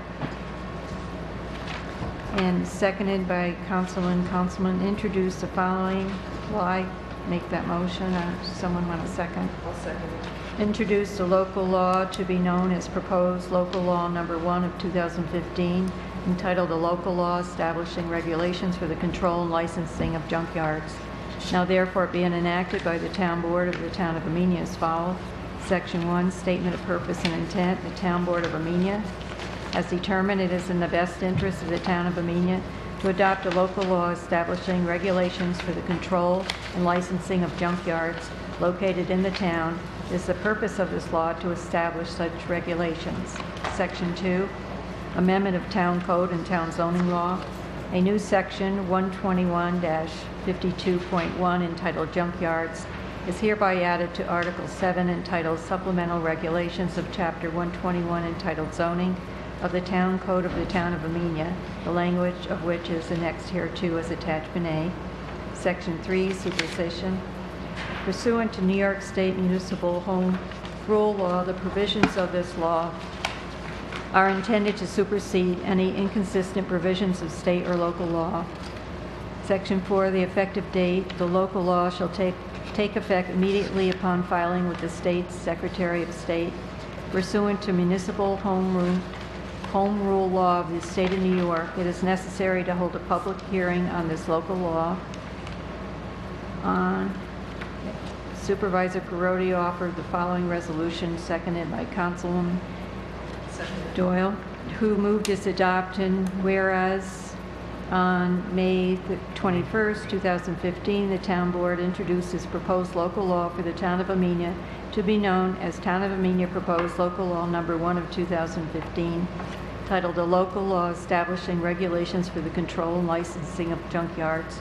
Now therefore be it resolved that a public hearing will be held in relation to said proposed local law as set forth in the form of notice hereinafter provided, at which hearing parties and interested citizens shall have an opportunity to be heard at the Town Hall on June 4th, 2015 at 7:00 p.m.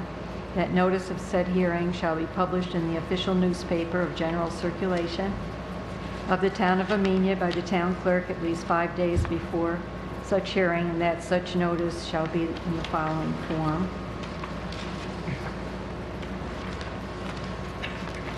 Take notice that the Town Board of the Town of Amenia will hold a public hearing at the Town Hall, 4988 Route 22, Amenia, New York, on June 4, 2015, at 7:00 p.m. on proposed local law number 1 of 2015, entitled "A Local Law Establishing Regulations for the Control and Licensing of Junkyards." Take further notice that copies of the aforesaid proposed local law will be available for examination at the Town of Amenia Town Hall 498A Route 22, Amenia, New York, during normal business hours on all business days between the date of this notice and the date of the public hearing. Take further notice that all persons interested in citizens shall have an opportunity to be heard on said proposal at the time and date of said. And the foregoing resolution was voted upon with all councilwomen and councilmen voting as follows. Discussion. Discussion. So when I was rereading this again today, in section 121.52.1-3, as written, it sounds like it applies to antique stores as well.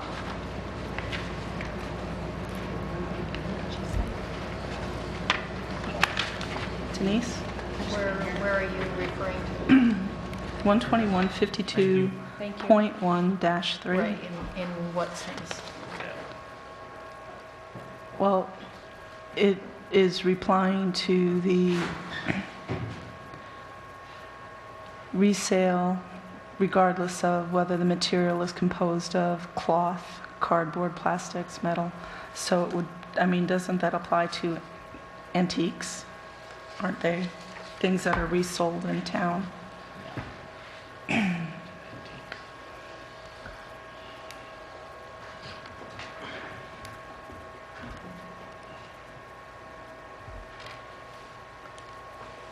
Well, it doesn't say antique. It says second-hand or used property of whatever material it's composed. So second-hand property, that's an antique. Not necessarily. Could be. Well, unless your grandmother bought it We don't. and gifted it to you. Well, we're talking about junkyards and things that show up in junkyards. I know that's what we're talking about, but this appears to, You could argue that about every single substance in there. You know, you have Yeah. yard sales for crying out loud.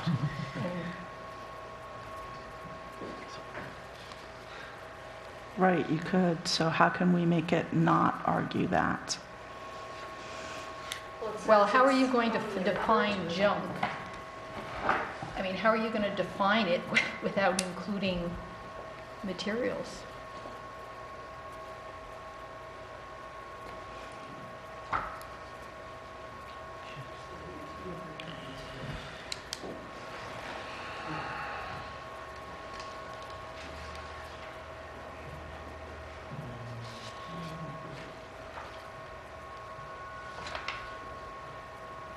I mean, I don't think they would be disassembling things, would they?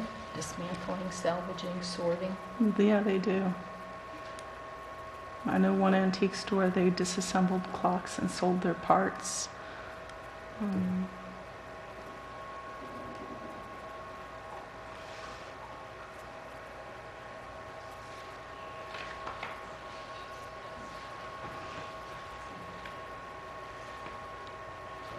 Well, I think the problem you have is how are you going to include something besides bodies, engines, or parts of vehicles without including these other things? How are you going to cover that then? Yeah, that's my question.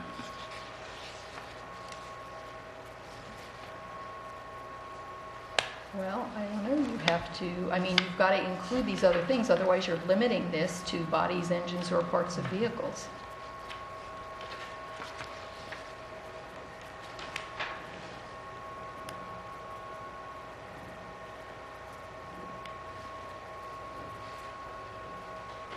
Well, it says right in the beginning, it says, you know, by the adoption of this section, the town board of the town of Amenia declares its intent to regulate, control, license the activities or businesses commonly referred to as junkyards.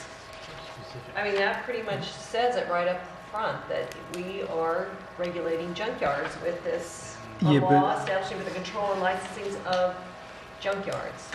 I do understand what Gretchen is saying, though, with that 121.52-3. If you just take that out of there, you know, it's or of any other secondhand or used property of whatever material it is composed of.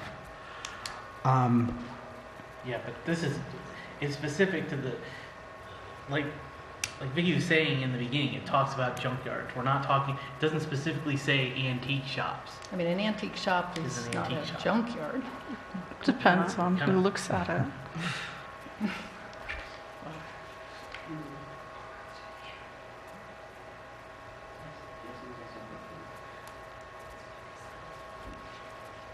Well, I don't have a problem with it as written. What if you said instead of secondhand, salvaged?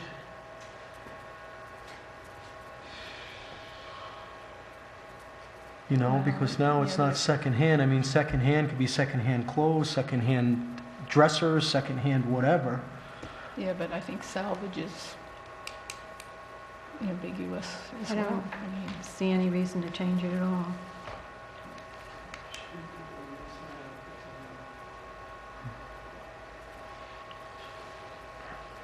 I mean, this was also the language taken from the law that John had pulled up. I don't know if it was Dover.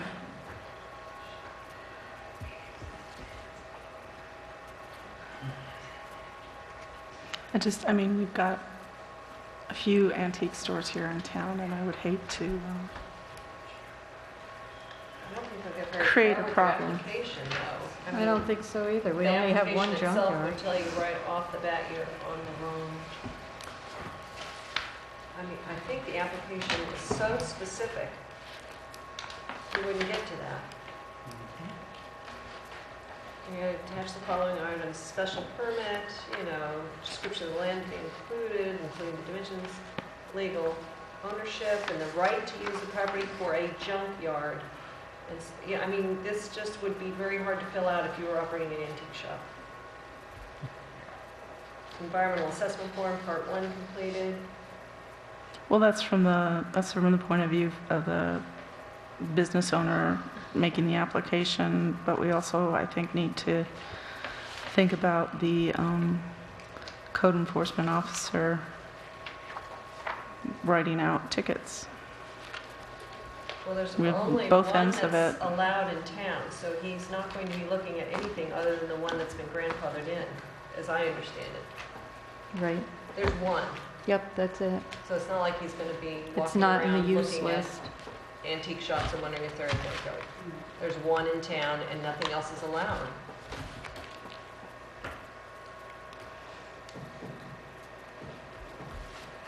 Okay, so what's everyone's pleasure? Roll. Councilman Delango? Well, my second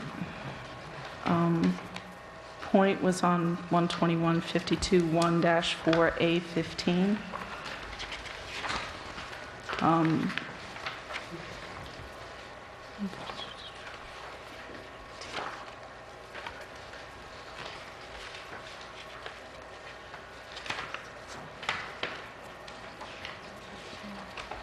Page is that?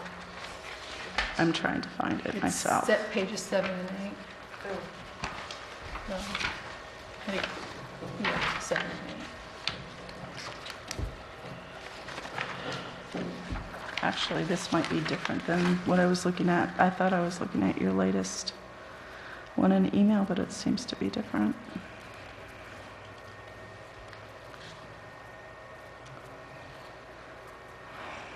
Let me just scan through quickly.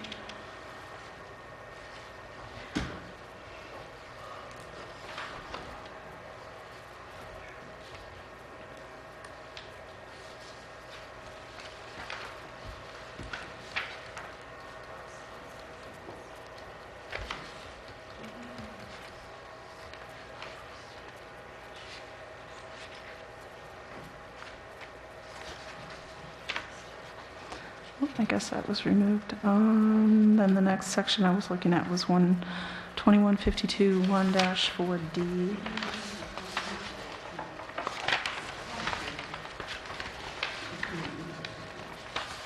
I think that the charging a $250 fee is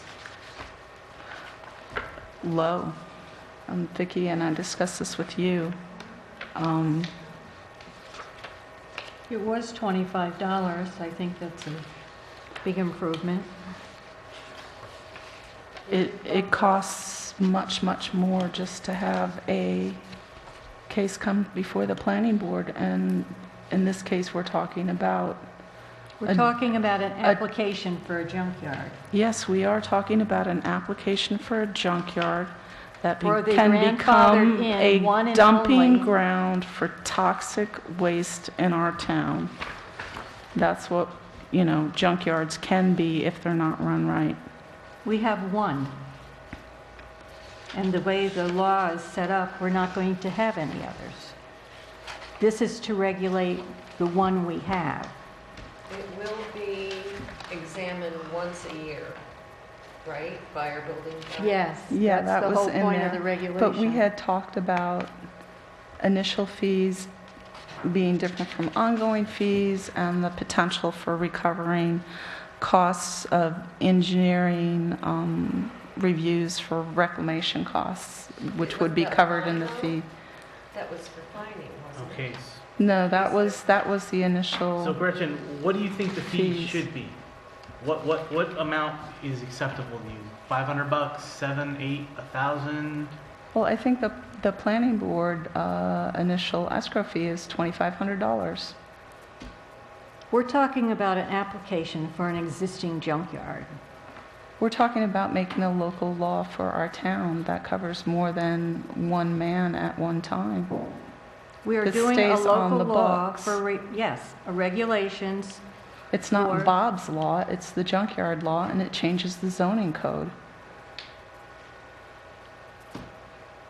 The junkyard, I'm just saying we The should reason give why- thought to this, The reason and why we're these are doing this- things that we were talking about, and I don't see what the problem is with discussing them.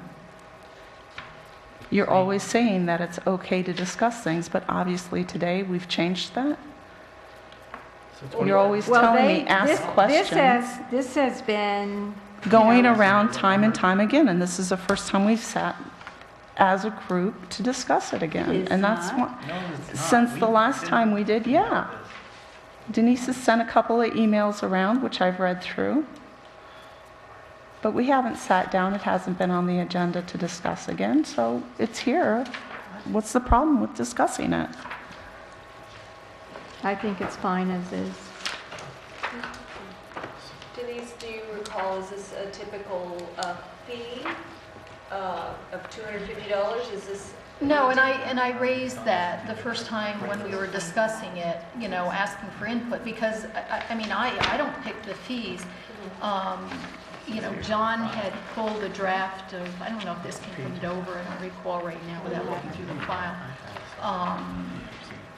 And he sent it over, and I think that was what was in it, but I raised that when we had the first discussion about it, because, I don't pick a number out of the air. It's all what you want as a board, Okay, so so. I mean, Well, and normally I'm for lower fees for things, especially if you wanted to have like a porch or something. I don't think you should Let- pay let- thousands of dollars. let's back this But up this is a little bit higher level. So there is a fine of $1,000 or imprisonment not exceeding 30 days for both such fine and imprisonment. So if they violate this section, Right. we have a pretty reasonably stiff fine. But like you said, if they're doing spilled oil or something like that, and it requires a major cleanup and they abandon it or whatever, you think 250 is not? I mean, I understand, But Gretchen's 250 point. is just for the application. If you pass this year requiring quite a bit of documentation to be submitted for review, you may want to have somebody look at it. I mean, it may be your building inspector that's going to look at some of it. And again, I don't have, any opinion This is a on how much one-time you fee want. that they pay. No, this For is their a yearly application. fee. It would be, No, it would No, annually. this And is, you have the whole- application fee, this is the application fee, And and then then you have there's a yearly another fee. fee. and then you have a $25 fee from the town clerk No. on page Yeah. 11. Page Okay, 11. page 11. But that's just the official paperwork, the actual license, so they can operate. So, this has more to do with what documentation is going to be submitted and what the board has to review, or if you have to get someone else to look at it, you may want input from the building inspector. He's the one that sent us the example. The registered repair shop fee to re-register with New York State is $250 per year. So every Do you time, feel that's reasonable for the effort that goes in annually to inspect your facility? I mean, it should be commensurate to I a mean, degree. the problem is this law is being made for one facility. Right. You know, I mean, I imagine with New York State, the way they charge the registered repair shops, there's, 50,000 of them in New York State. So, a $250 fee. I can't see, if I was in business and I was running a junkyard, I mean, $1,000 a fee a year would be, to me, a little ridiculous. No, that was just for the application. That was the But that's not initial- the yearly fee. No, it's no. 250. Which I also thought was too low and thought should be 250, and I thought the application fee should be higher and the ongoing fee should be higher. I mean, obviously, you're going to have to send your building inspector out for the inspection. If there are reports of some kind of a problem, you would have to send them out. Our own. If a neighbor complains they're doing something, and you'd have to send your building inspector out to do the inspection. Okay, so 250 plus the $25 right now, currently, that's what it is. As I said, I raised this the first time around. I didn't really get anybody's input on what amount you want, so that was what was in what John sent over. I remember when you raised it to 250. Yeah, because, I don't know what you want. And I looked into it further, and I thought it was too low. I didn't think the town would be able to cover potential lost costs in case of a problem. So what would be a reasonable number? If it's 1,000, you feel, Mike, is I think beyond- 250 for the application is adequate. I mean, what's a basic building permit running now? It goes by square X footage and amount of dollars everything. per square foot, I Well, think. they're not building anything. But I mean, the same time goes into spending a building permit, he has to go out and do a, $750 to add This is to run a dormer. business. Yeah. $750 to add. I mean, I had a small- deck, they had to come out for the footing inspection, and they had to come out for the floor inspection. Yeah. And I mean, I think the permit for the deck was $600 and something dollars. You're talking about hundreds of dollars to do Yeah. a renovation on a residential. So no, it's a commercial operation. I don't know how much. Okay, so why don't we do, okay, so the $250 fee, and then the fee for issuance of the license by the town clerk should be $25. Why don't we increase that to $50? Why? That's just the paperwork, isn't it? I think it's fine as Well, it is. paperwork and then Okay. The inspection. re-inspection. So that brings it up to $300 total. No, yes, but the annual fee. She's I mean, talking you- about the application, there's two issues at fees at hand. Basically, you're gonna have to go application through the fee inspection the whole time, right? Every year. Every Well, year. that's the Every purpose of Yeah, having the and it says here regulation, that we is so can do it by that it will resolution. trigger an inspection. Yeah, That's the so, whole I mean, point. why don't we $75 every year. Cover that cost and the cost of 1 hour of the special prosecutor. keep the registration fee at $250, and then every time you renew, every year, do the $250 again? You're putting the same amount Well, of time that's into the it. whole thing with the, Yeah, that's it what is. it's supposed to happen, But what I'm saying is the charge for the renewal every year is 250. be $250, Yeah. not That's the the way it's- $25. that's- No, way it's 250. That's what's in here. They have to apply every year. And it's $250 every year. Yes. Where's it say that? Page 11. Yeah, but 11 is written every year. See, So you don't do the Yeah, I see application it. every year. well, Application fee. yeah, but on 11, page 11, 25. It's a license fee.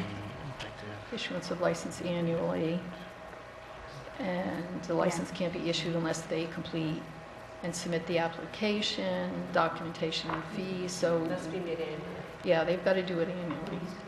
And then the inspection has to be made. Just the license fee. It's a one-time application. You know, and I think you have $70. somewhat of a built-in compliance factor when they have to come back every year and apply and pay their fee, and they're Well, going to have an inspection. that was the point of changing it, because there was no regulation in the law. And if So they the whole know- point of the local law is to add regulation to force that inspection, to protect the town. That's the whole purpose of it. You know, I think if they know they're going to be inspected annually, there's more of an incentive to keep in compliance with what they're supposed to be doing.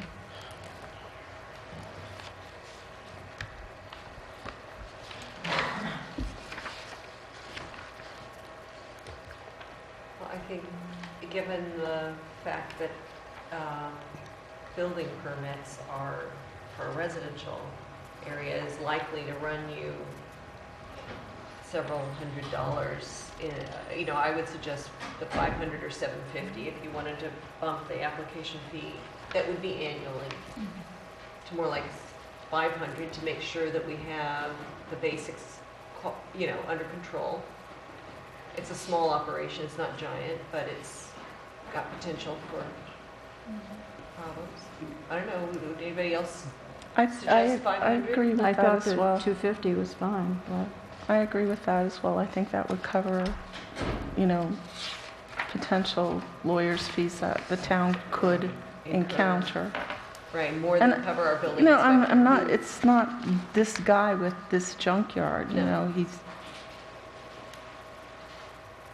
years out No, but kind of if thing. we're as a resident paying a couple, you know, $500 to get a porch, Yeah. then they should have at least a $500 application fee, because we have to go out there and inspect it annually and potentially cover consultants that are needed to. I would suggest that we go with 500. What do you think, Mike? You said 1,000 seemed pretty steep. Yeah, I mean, I would probably go with the 500.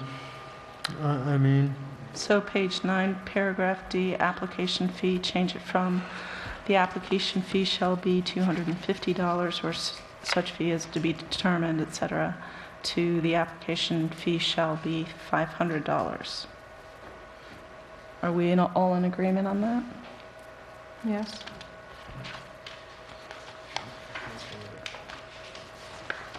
And then keeping the licensing fee to $25? Yes. Yeah. Okay. On 121-52-14E2, that's the extension, a permit extension. It only allows for them to get one extension. What page are you on? I don't know. I've been trying to find it. But it's 121-52-1-4E2. Page 9. They're allowed a temporary license for 30 days, but it doesn't allow them to, and it says if at the end of such 30 days the applicant has not arranged, he shall cease and desist. It doesn't allow them to have an extenuating circumstance to get like a second extension. Okay, so this is Like the circumstance of 30 the place. days and you're out. If the place where the applicant conducts the activity or business does not presently comply with all requirements set forth in this section, but he's complied with other requirements of the town code and zoning,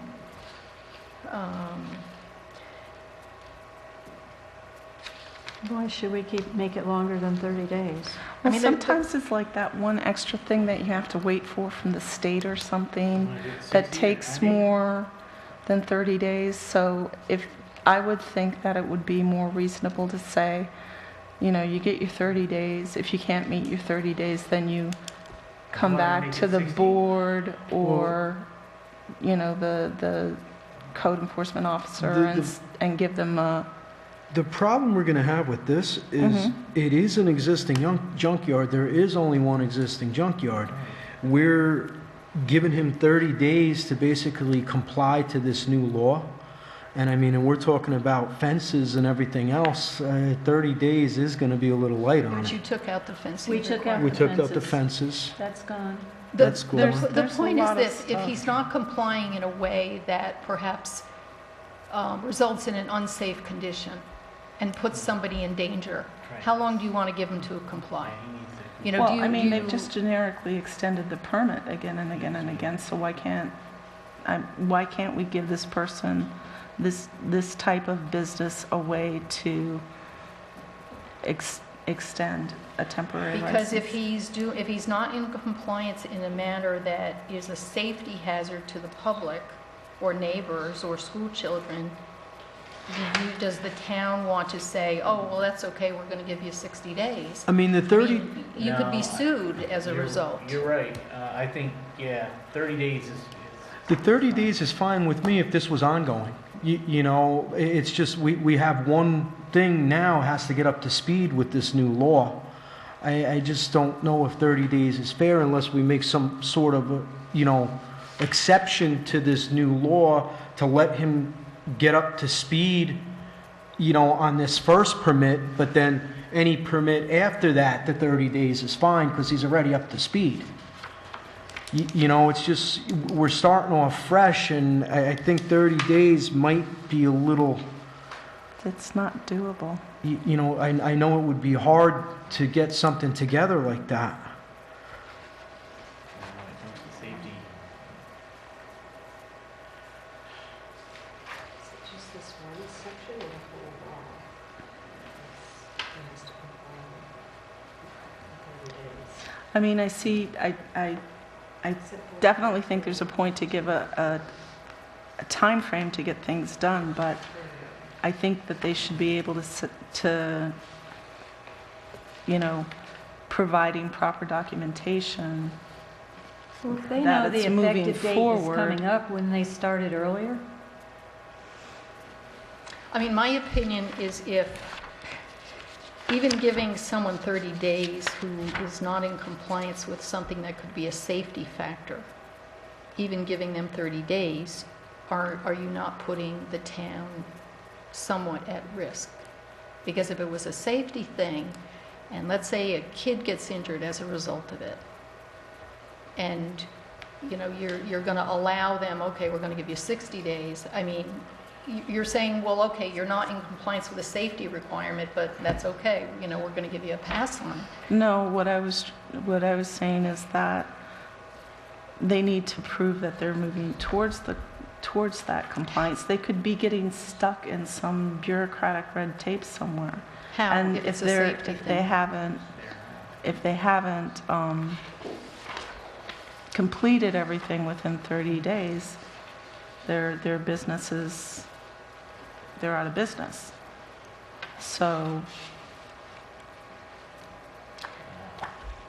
I would say we could perhaps add something here that someone has a certain period of time from the effective date of this law, this junkyard, give them a certain number of days from the effective date to come in compliance. After that, I don't see why you would give someone a pass.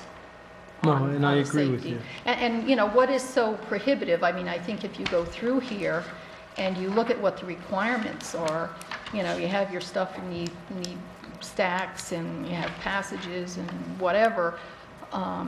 You look at these things, is there anything so prohibitive that you're going to let it slide where you could be creating a safety hazard to the public and someone could get injured? Legally, I think that's a bit of a problem. I understand the argument for safety hazard, but let's assume that it's not a safety hazard, that it's some other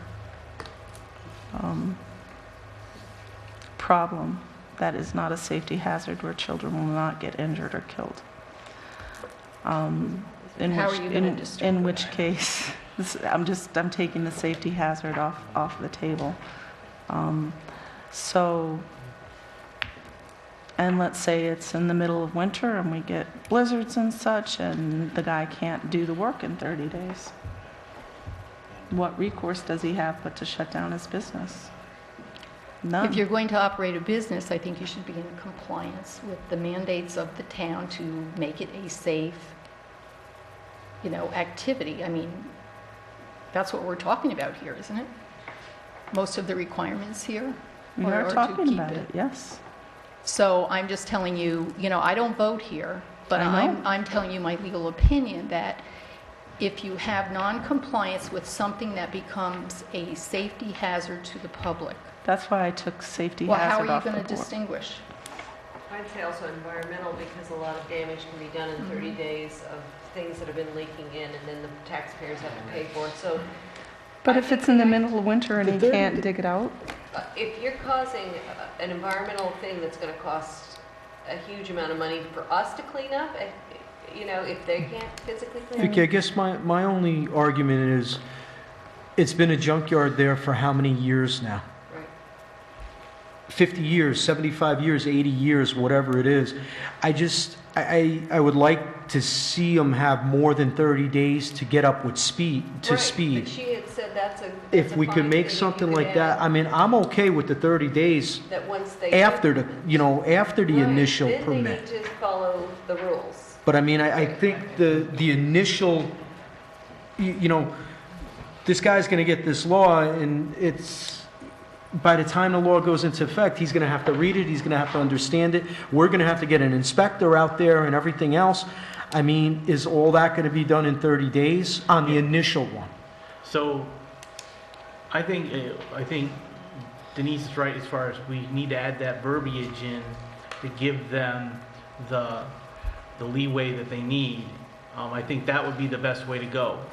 I would concur with the attorney, and that way, this guy isn't going to be blindsided. What did you have in mind? No change. I mean, what you could do, he's going to have to get together, his application with the documentation. So, the law is going to go into effect, and, whatever you think is reasonable to give him to get his application and his stuff, submitted.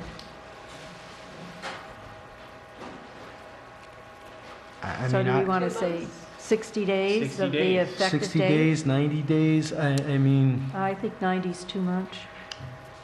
60. I don't think 90 is too much.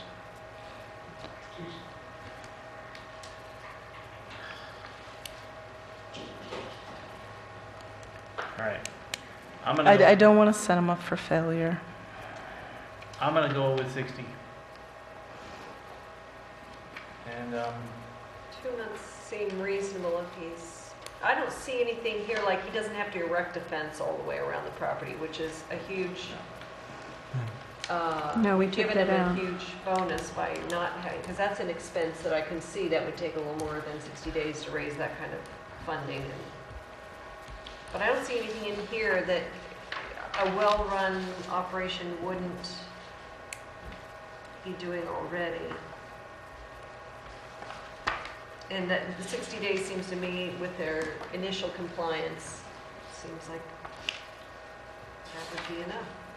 okay, so Unless unless So somebody it's- sees something that is going to take longer than 60 days to realistically. Well, I mean, he's got to get all of the inspections done. He's got to go in front of, this is a new No, he's business gotta owner, so submit he's got to to go go in front of the planning board, Why? okay, so are we gonna vote on whether He to doesn't have to increase it go to in front of 60? the planning board. doesn't he? Because I didn't No. think they were grandfathered businesses. No, it's where it says existing businesses. He If he's purchased it. presently engaged. He's the new owner. So where are we changing what to 60? Adding something to say Uh, that the page initial 9. compliance E2. needs to be done within 60 days, and thereafter, it's 30 days. page 9.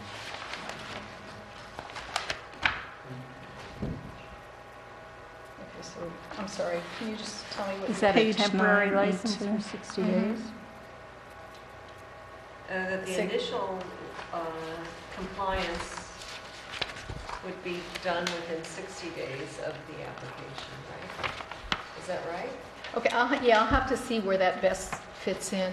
Okay. The provision that, once the law is effective, he has 60 days. Okay, so I'll see where that fits in best. And then, And then he has 30 days upon being Well, it cited. said it's, the applicant to be granted a temporary license for 30 days, Oh, right. during which the applicant must arrange the place he conducts such activity so it complies.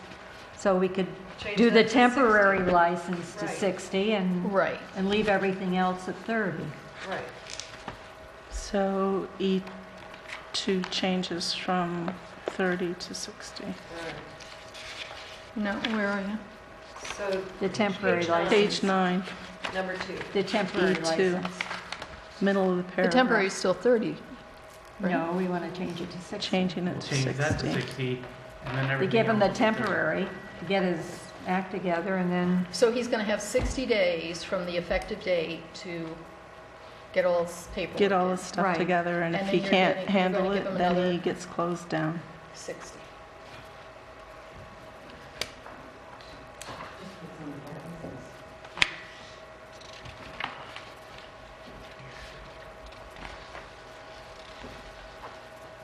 that means 60 in both places. Yep.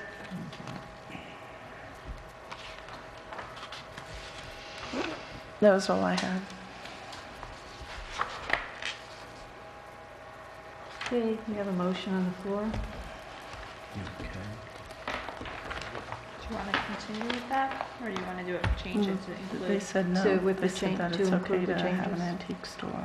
No person shall Toss-up. engage or in contact in real upon in the town of Amenia. Councilman Delango? Yes. Councilwoman Hitzelberger? Yeah. Yes. Councilwoman Doyle? Yes. Councilman Prodi?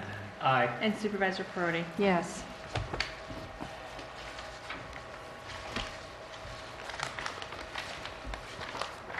Okay, transfer funds resolution, is that 15? Yes. We've heard that. Whereas the town board has the authority to transfer funds when necessary and anticipated to amend the budget, whereas the town budget line needs an increase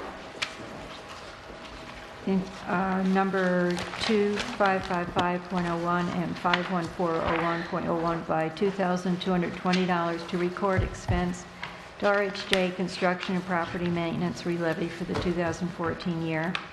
Whereas budget amendment increasing the value 3889.1.144 and expense 75104.1 in the amount of $1,164 to record historian grant received in 2014, spent in 2015. Whereas budget amendment increasing revenue 2010.01 and expense 67724.1.87 in the amount of $3,232 to record senior trips portion covered by seniors' contribution. Whereas budget amendment increasing revenue 3820.01 youth aid and expense 71504.1.32 special recreation facilities and structure by $1,200 for the Amenia Dance Program grant. Whereas budget amendment increasing revenue 3021.01 and expense 11104.1.65 court supplies in the amount of $3,299.90 for court grant received from New York State. Whereas budget amendment increasing revenue 2189.01 and expense 8989.01 other home and community in the amount of $15,000 to allocate the recreation funds for the community kitchen. Whereas budget amendment decreasing expense 19004.1.049 contingency and increase expense 13554.1.44 assessor tax certioraries in the amount of $10,000 for unanticipated expenses. Therefore, be it resolved that the town board authorizes the transfer of necessary budget lines to process the transaction. I make that motion. I would second it. Discussion? Discussion. So some of these budget lines don't seem to exist. 51404 302101. They're revenue and expense lines. Yeah, I looked. These are recommended. Yeah, I looked. They weren't in the budget. They just didn't exist. They're actual revenue and expense lines in the accounting system. These were recommendations when CEDOR was doing the, to properly allocate funds between revenue and expense lines. Okay, so they're defined by CEDOR, but they don't exist in our budget? No, they're actual revenue and expense lines. That don't currently exist in our budget. Because I'm looked at the budget and they're just not here.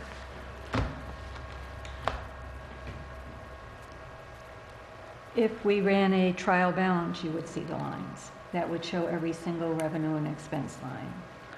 These are within a budget line. We passed a budget for the town and it listed all the lines out. These lines don't exist, so don't we have to officially add them? Because it's basically modifying a budget structure. It's allocated monies that we've received. No, I know that. I got that. Sounds like a question for the comptroller's office to see if... No, it's not. I mean, are all the budget lines supposed to be on the budget? This is what we accepted last year as the board and approved as the official budget for the town. These lines don't exist in the official budget for the town.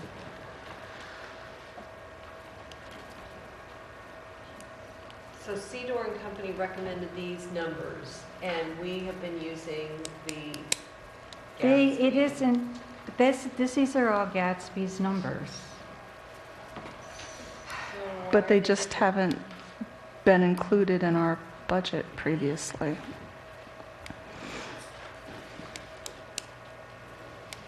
It's recording lines within the budget line. Yeah, I understand what they are, Victoria, but they don't exist on what was the town budget. So why don't we look into it and get back to Gretchen about that? I'll let the bookkeeper explain it to you. Transfer gym window replacement decision.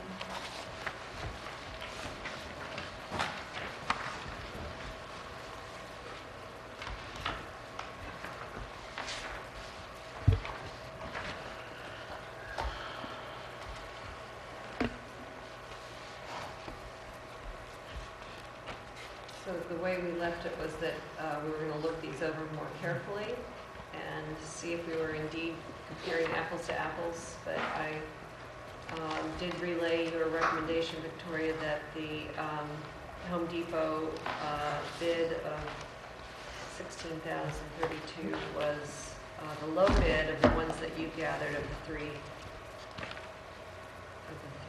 estimates or proposals. There was another bid that came in, is that right? There's three. There's no fourth one? No, there's three bids. Oh, I think we're talking about the Page one from the window. Person from Page, yeah, this one here. That was But 22,000. 22,000. That was from the window person at Page. That's who they use for windows. I didn't see any material difference. It sounds like we are doing what they said, the argon gas, double glazed, tempered. All right, the two top windows will be stationary, and then the lower window will be the only one that can be opened as a slider. And the Home Depot had the full lifetime guarantee. So. Yes, there's a lifetime guarantee, and they're going to use tempered glass, so it won't shatter.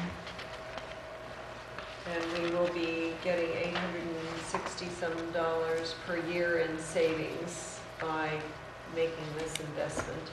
So I think it makes sense. That's just in one side of the gym.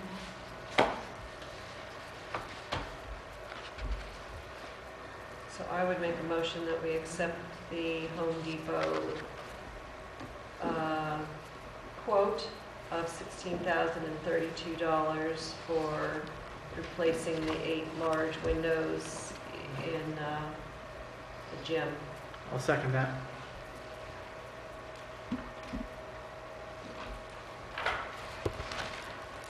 Councilman Delango? Yes. Councilwoman Hitzelberger? Yes. Councilman Doyle? Yes. Councilman Prodi? Yes. And Supervisor Prodi? Yes. Okay, the heating system engineering proposal that we received from Morris Associates. The scope of the project is demolition of the existing steam boilers, vent connectors, steam and condensate piping distribution system, cast iron radiation unit ventilators. Demolition of existing controls, electrical services and accessories associated with the removal of existing steam boilers, demolition of existing makeup water and boiler condensate, return system and accessories, provide required capacity to accommodate the heating load, provide a piping distribution system including circulators, pumping to include the additional hydronic heating equipment, provide panel radiation to selected areas in lieu of the existing steam radiation, provide control system to include control of the hydronic heating equipment, provide fan coils with hydronic heating coils in selected areas. Scope of services is preliminary design phase, it's $10,000. Final design phase, $25,200, and a bidding phase. Prepare up to 10 sets of bid documents for bidding purposes of $3,500. Since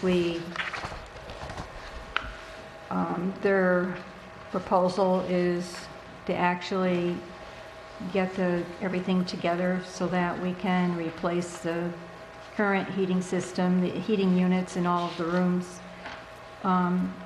3 of them don't work at all, or they have parts that are missing. So all of the heating units in all of the rooms need to be replaced.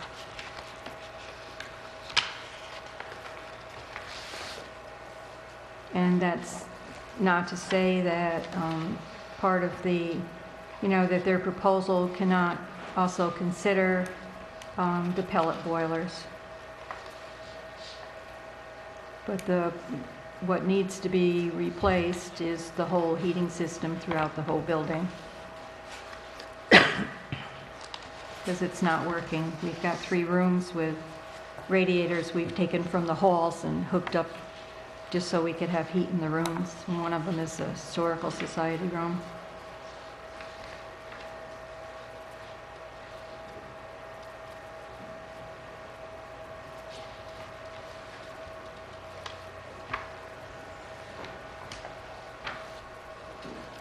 We need to do something.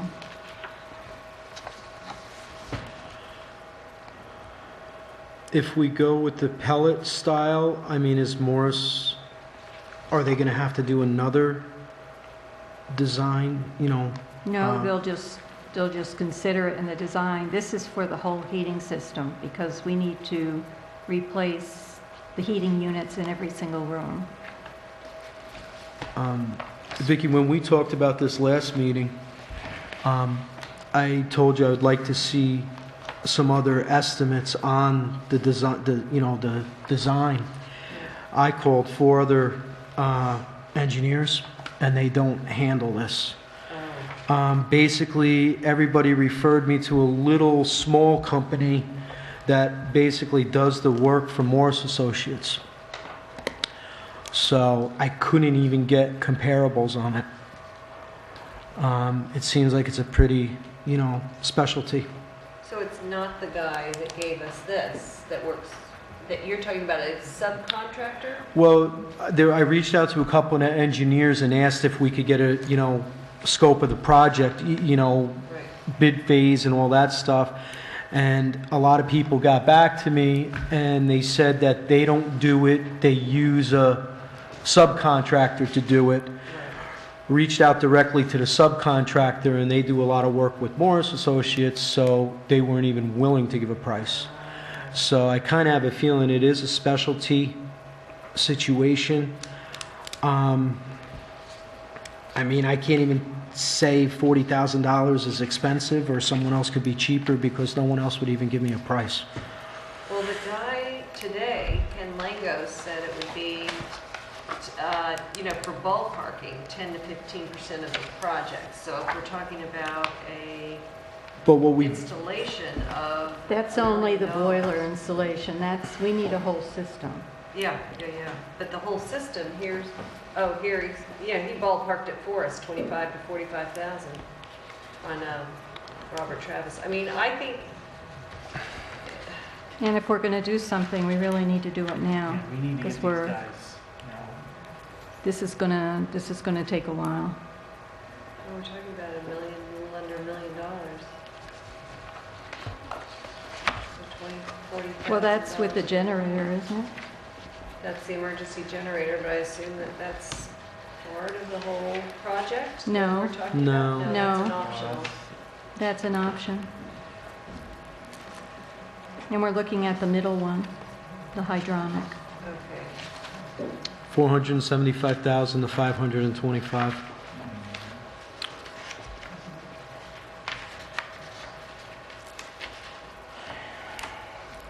So engineering that, he thought would be for the whole thing would be between 25 and 45, and he's estimating 39. That's only for his piece. That's the boiler. Who is? So here, he's got Page 2. the whole thing is 39.5. 39.5, but on his graph, the chart, he has He's 25 to 25 to 45. 45 for the whole thing, as far as I can see. So he's put it at 40,000. I mean, it's on the higher side, I would think. But like you said, he's good. He obviously knows what he's doing. Not that he's good, he's basically the only game in town. He's only in town, but clearly he knew. And what he's he was talking about. actually doing replacing the same heating system for the renovation of Columbia County Courthouse, who apparently has a similar setup. So they've done these before. Now, is he willing to work if we decided to go to a wood pellet boiler? Yes. We have that in writing.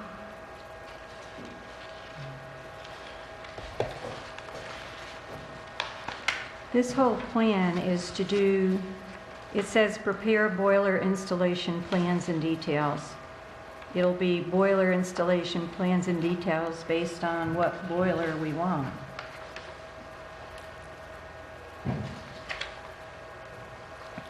The first paragraph, it says existing steam and heating, new hydronic heating.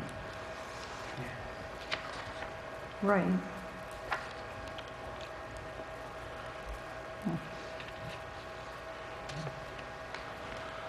We gotta do something.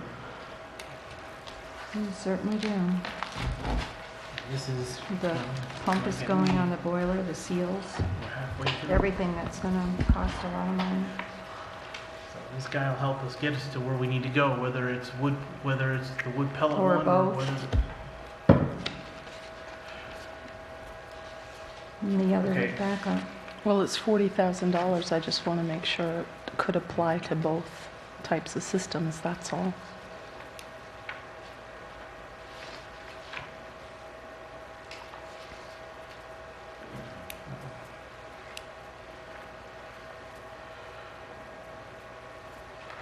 I move that we go with the Morse Associates proposal for engineering services for the replacement of the Amenia Town Hall steam heating system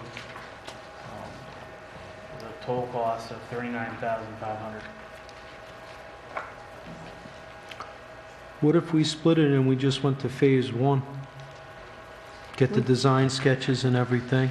We need everything done. I mean, we need to get everything together so we can go out to bid.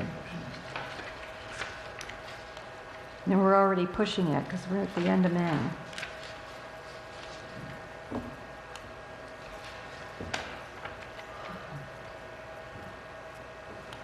Nice second. Councilman Delango?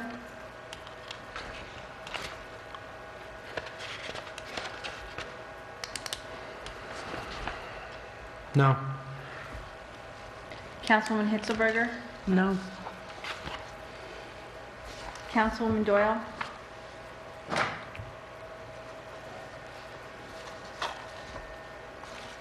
No. No? I think we need to find out for sure if he would consider the pellet stove option, for sure, if he's capable of doing that design work for us. Councilman Delango? Have we decided to do, excuse me? Not necessarily, I think we just want to keep our options open and... Councilman Prodi? Yes. Supervisor Prodi? Yes.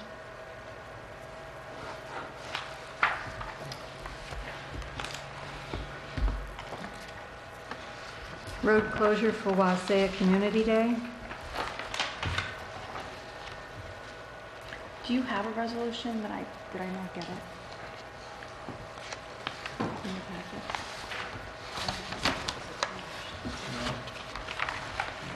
Did I miss something? I don't think we voted to go with the pellet. No, we didn't. I think we just wanted to see So- if this guy has the capability of designing pellet. I would like to see. So if you we want him to could change put- his proposal then? If we could put Morris Association with the wood pellet guy and see if they could figure something out, or if there's another wood pellet guy. It's just, if we could save money through grants and everything, I think it's the way to go. But we need two types of boilers. We need a backup. Okay. How much does backup cost? What do you mean, how much? How am I supposed to know? Well, that's what I'm saying. You just decided to So this is the throw out the information that we proposal. need.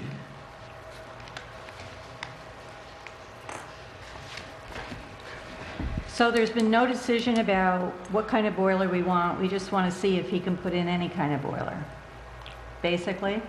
So you want to give them $40,000 to set up a plan to put in a boiler that we don't know what boiler we want to put in?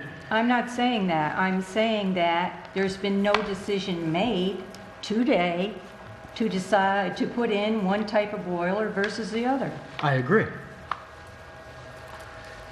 So you want somebody to change your proposal to put something in we haven't even decided whether we're going to do it. I just want to make sure that his design plan that we're going to pay $40,000 for, if we decided to go with the wood boiler, is capable of doing that.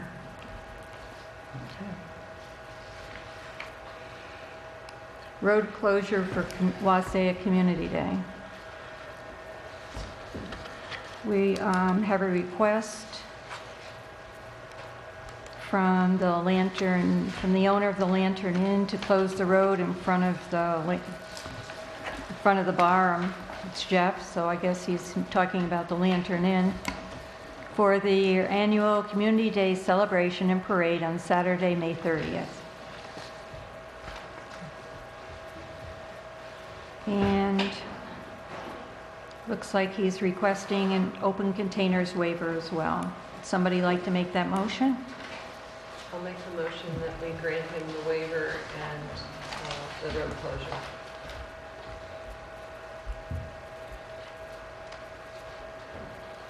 I'll second it.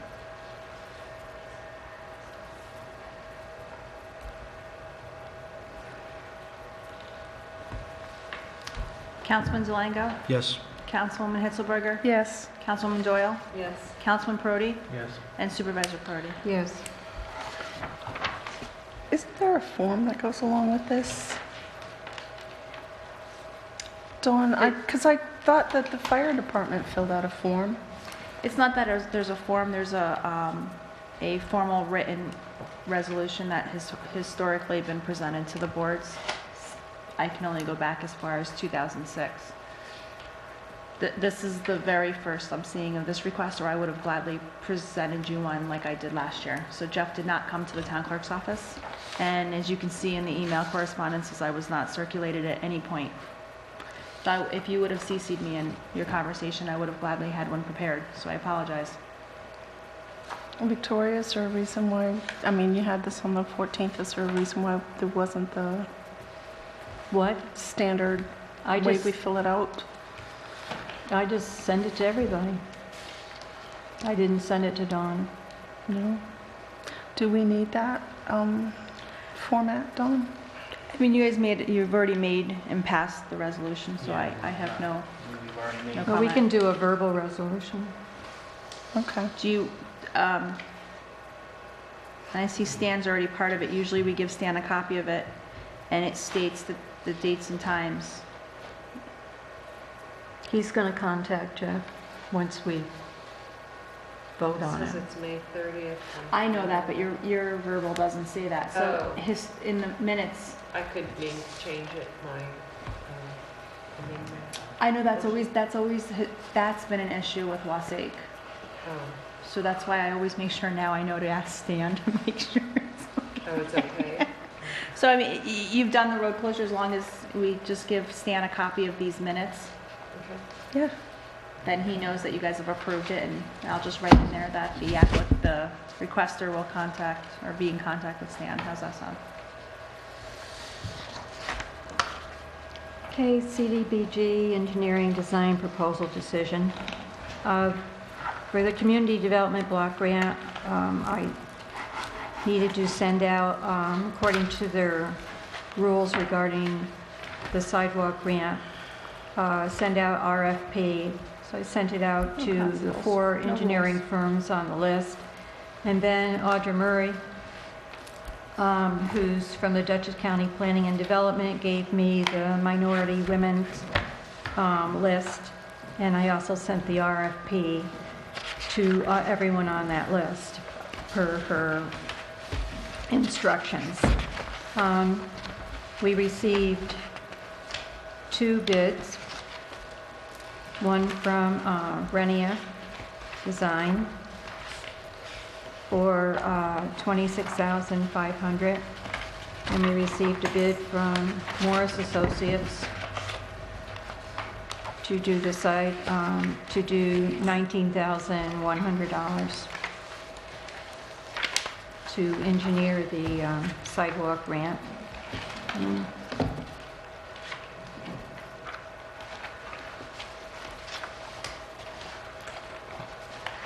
I'll make a motion that we accept Morris Associates for $19,100 for the engineering of the CDBG sidewalk project. Second? Councilman Delango? Yes. Councilwoman Hitzelberger? Yes. Councilwoman Doyle? Yes. Councilman Perotti? Yes. And Supervisor Perotti? Yes.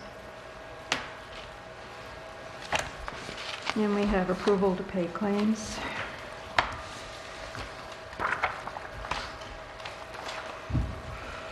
That's Stephen's special account. No, it's not.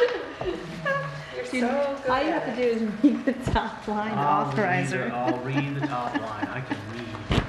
Oh, God. It's a requirement. Yeah, it is a requirement. I'm tired, everybody. Just Okay, bear go with ahead. me. The public's I think sleeping. the public is sleeping at The this public point. doesn't know we're still here. They're smart. Okay, I move that the authorization is hereby given to direction is made to pay each of the claimants in the amount opposite his name. Prepaids, okay, a total of $22,236.98, $92,487.75, and $114,724.73. Which is the total amount. Which is the total amount. I'll second that. Councilman Delango? That's a lot. Yes. Councilwoman Hitzelberger. No, some of the backup documentation wasn't there. Councilwoman Doyle. Yes. Councilman Perotti. Yes. Supervisor Perotti. Yes.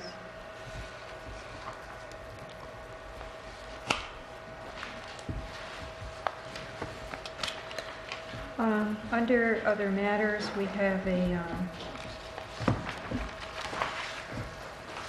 request for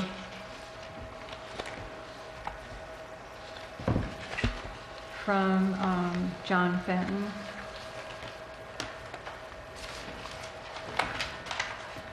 Asking to be appointed to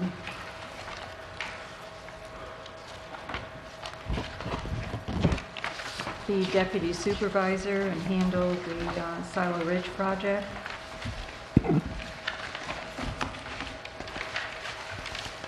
I think you misspoke. I think you meant deputy building inspector. Okay, I'm sorry. Deputy That's what I mean. supervisor sitting right next to you. I think No, I mean deputy building inspector. we'll keep Vicky around, thanks. Yeah. It's actually deputy, I'm tired. Deputy building inspector.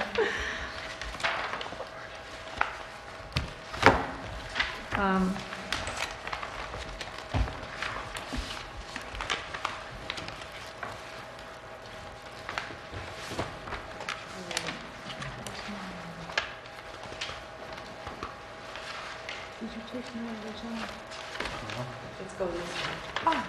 Good. Or you want it? We already have a deputy building inspector, but I did speak to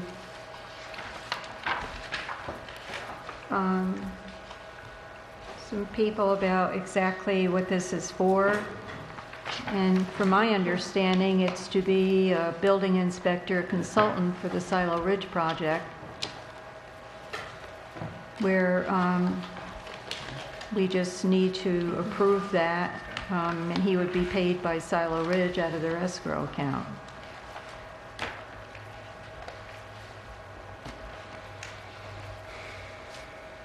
How do we know that 8 to 10 hours is the right number for this project?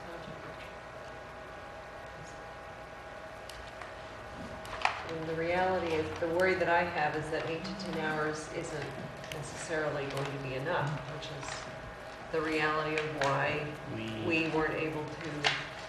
He's not going to be working for us. I mean, it's going to work the same way as any other consultant. But I would choose a consultant for the project who is available to work more than 8 to 10 hours when this thing gets.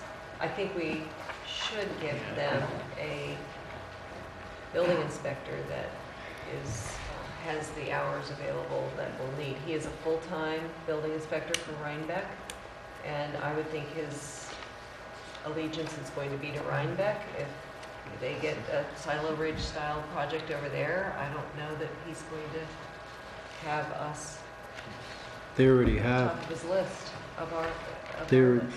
This is I mean- the same issue that we had before. I would be able to perform this duty between 8 and 10 hours a week. I think with his experience with the project, with the 2 years being on it, being involved in all the consultants and everything, that was my argument before. I think he would be able to do it without any other stuff going on. A $550 million project. He's going to do, in addition to his full-time job in Rhinebeck, plus he has extracurricular activities afterwards, which prevented him from attending some of our cases here at Town Hall unless he was subpoenaed. I think that he does not have the kind of time that he said this was the reason why he was leaving the job here is because he didn't have time to do it. I don't see that a job of $550 million is going to, that 8 to 10 hours is going to work out for us. No, I don't. Or for Silo Ridge personally, but I think we have to have, and I think we should look at all of the candidates who come before us and make a decision about who would be best suited for our needs there. Have we started looking for a new building inspector yet? Yes, we've been sent out the paperwork that the county told us to send out. to all the people on the list.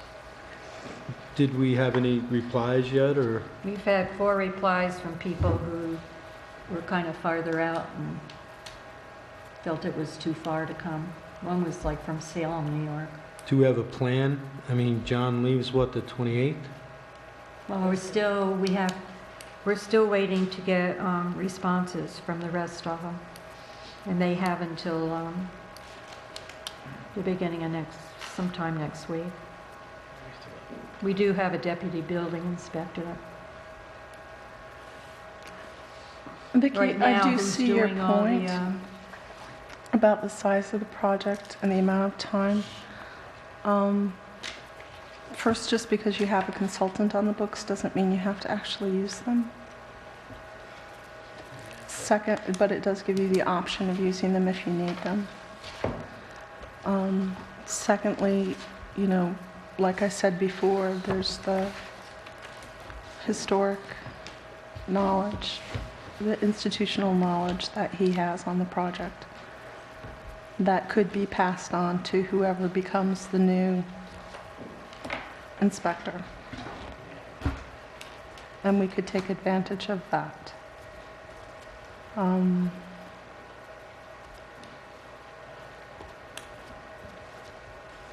Well, I have a problem with things that I'm not going to discuss at a public meeting, more suited for executive session, but I'm looking at it from that standpoint. I think it's time that we moved forward and moved on, and had the parting of the ways and cut the cord at this point. And so that's where I stand with it. I agree that executive session might be the best place to discuss this so that we know what our full options are. Yes. We can, Well, we had asked for one at the time, so sure, do you want to do it tonight? don't we have an executive session as well? So we can certainly discuss it further. I don't have it on the agenda, but we can certainly go into executive session if you'd like to do that. I would. You were so enthusiastic. Okay, any other public comment? Okay, Marilyn. Okay, I'm going to go Marilyn Noe, Amenia. The audience requests that after 2.5 hours sitting in those wonderful chairs, that we switch sides. You guys come here and we'll sit on the chairs, okay? Okay, but getting back to seriousness. Regarding the Bulfamonte, remember he mentioned about the old farm? I've been told by 2 separate sources that are usually pretty, accurate, that there's cemeteries on that property. Okay, so you might want to look into that. Also, now, There's a cemetery on one of the properties. On Andrew Maggio's, there's a cemetery. Okay, but Historic I've been cemetery. told that there's 2 or 3. So anyway, I'll just leave it that, but the other thing is, all right, they're trucking from Westchester up here. Why, if this is so safe, why can't they do it down in Westchester? They do. They want to put in machinery. They have a large parcel that is not conducive to raising trees as they'd hoped, and that this is a business plan that they can utilize the 60, 70 acres.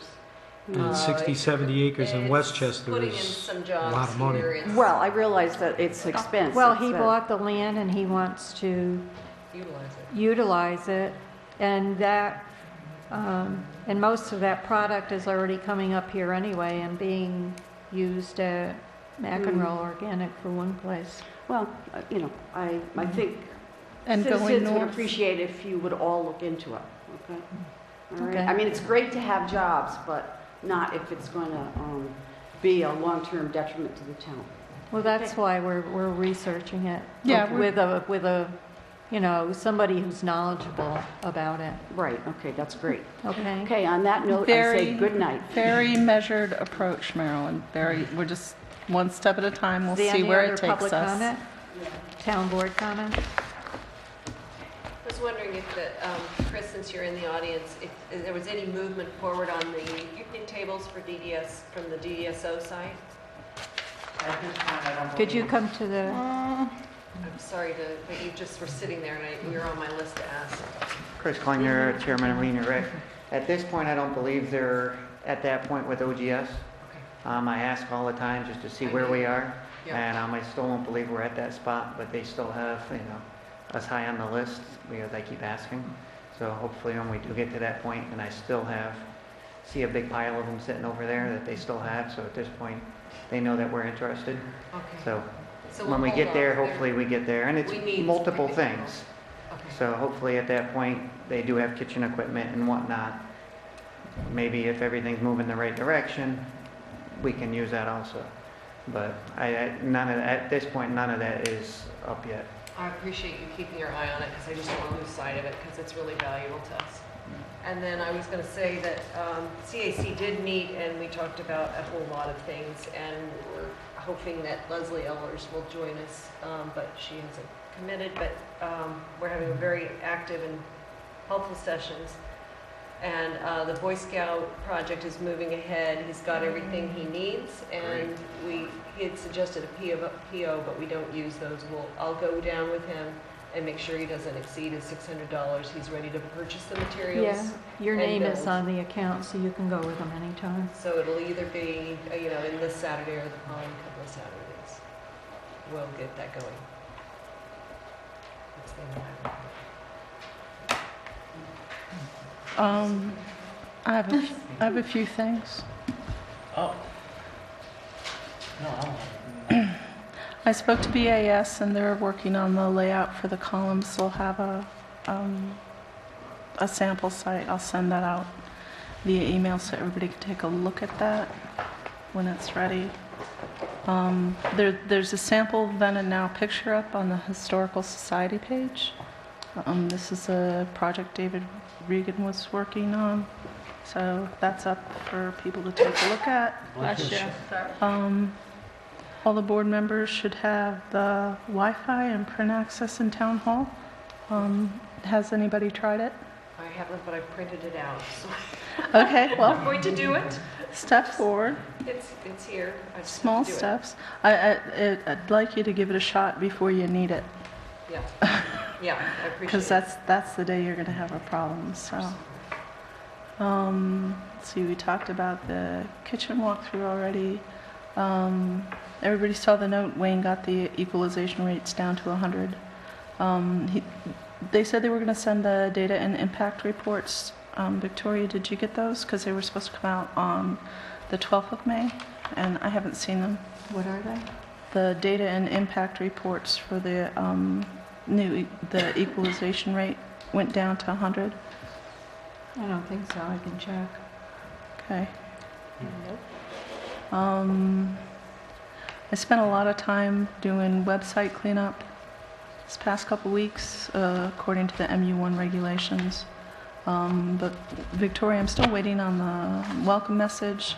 I requested it from you on April 8th and again on May 12th. I still don't have that. You're going to write one up for the town? Yes. Okay. Went on the Sacred Site tour last weekend. It was really great. Went to Beth David, Ruth, and Bill. Were so sweet, and they knew all the history about the building and the congregation and everything, and it was a really fantastic tour. And also got over to Smithfield Presbyterian. What was that woman's name? Oh yeah, Darlene Reamer. Took us through all the architecture over there, which is, they're doing some terrific stuff there as well. It was just a really great time. Had a great time at the fishing derby. Thank you, Lions, for putting that on, and the dedication for Ralph Venturello's bench was just so touching. I'm so glad they put that there. And Dawn, how did the 5K run? Did you get a good turnout? I love my T-shirt. Well, thank you for loving your T-shirt. We're going to do another 5K in the fall. Okay. For that information. Okay, terrific. That should be fun. I'll need a fall T-shirt. Okay. Let's see, what else? Oh, Memorial Day. Vicki, do you have the details on that? Memorial Day ceremony will be at the Fountain Square in front of M&T Bank, and there will be a little parade beforehand. They'll start off at 10:45 at the Mechanic Street Firehouse, the Amenia Firehouse, and proceed up East Main Street to the ceremony starting at 11. Hopefully Jim Devine is going to provide microphone and music, and the scouts are going to be part of the ceremony. The parade will be the firemen, the scouts, girls and boys. girls and boys, and any firefighters. What else? And Veterans. and Cassandra Whitehead will be at our singer at Fountain Square. Yes, and I have not heard back from our state senator. We reached out to Sue Serino, and we did not hear back from her. You will be the speaker. Yes. Okay. And I will not be there, but you will be covering anything for the papers if you're not there, and also for Poughkeepsie Journal. John She Penny takes the day off. wanted to. Oh. So come out and pay your respects. It should be a lovely ceremony and parade. 10:45 starts the parade, and 11 o'clock will start our ceremony. Yes. Thank you, Gretchen. Thanks. Okay. Then just a reminder that all board members, everybody, has to fill out the room reservation requests via the town clerk's office. It's not just a verbal thing. You have to fill out the paper. You have to give it to Dawn. The fees, the insurance, that's depends upon the activity, the approvals, this, that, and the other thing. But you have to fill out the form. We're putting this on an online site so everybody can view what the availabilities of the room is. But if you don't follow the procedure, which is, even Vicki and I fill them out for our events, fill out the form and work with Dawn to get your room reserved. It's really important. And then the last thing I have is the quick links for the tax are going to come off the website at 12:01 a.m. June 1st. Thank you. Because it expires at Midnight on May 31st. 11:59 on May 31st. So I'll give you one extra minute if you're a slow typer. But those will be off the website 12:01 a.m. June 1st. So Dawn, she can help you with your tax stuff. Yes, pay your taxes. That's all I had, I swear. Thank you. Is there any other town board comment? You wanted to ask me about Vicki. Your jacket. Pointed to my vest, and yeah, I did go for one of my walks before the meeting, and I've been doing a little experiment. Did it the day before yesterday, and here I am in this nice big, highly visible vest, and I took a walk into the crosswalk, and I noticed that nobody stopped. Nobody even bothered to stop down there by Monty's. No one bothered to stop out here. They just kept on going at their full speed. So I think what we need to do is we have those signs that say yield in the crosswalk. We need to get them down there, and we also need to get those lines repainted. Because the motorists, they're just ignoring them. And, The signs the ones we have aren't the right ones. The wrong ones were ordered. But, as it stands, here I am in one of these big, highly reflective vests, and I'm being summarily ignored. And it's just an accident waiting to happen. And they didn't know you, right? What? What? So they didn't know you, right? Oh. It's just joking. No, they didn't know me. Trying to make a joke at Yeah. 10:30 at night. It's kind of hard to do. Are there any other town board comments? I'm just gonna keep the meeting going. I'd like to make a motion to go into executive session. Victoria, can you- What? Second. Just one thing I wanted to mention on that junkyard law and the question that Gretchen has. About the antique thing? Yeah, about Oh, the good. antique thing. I think if you read the paragraph in its entirety, you get down where it's describing the different materials, and it says any other materials which are no longer intended for or in condition for ordinary and customary use. So I think that kind of clarifies that this is stuff that, again, is no longer, you know, in condition Okay. for. When you add that in, when you read all the way to the bottom there, it does make it, yeah. So okay. it is a clarification. I think that it's stuff that's junk. I think you would really have to stretch it to apply it to an antique shop with that clause in there. Thank you, Denise. Go into executive session. Yeah. Yes, I'll second it. Nice and loud. Second. That's great. Motion Yes. to go into Executive session at 10:31 PM. and excuse the town clerk. Vicky, And appoint And appoint.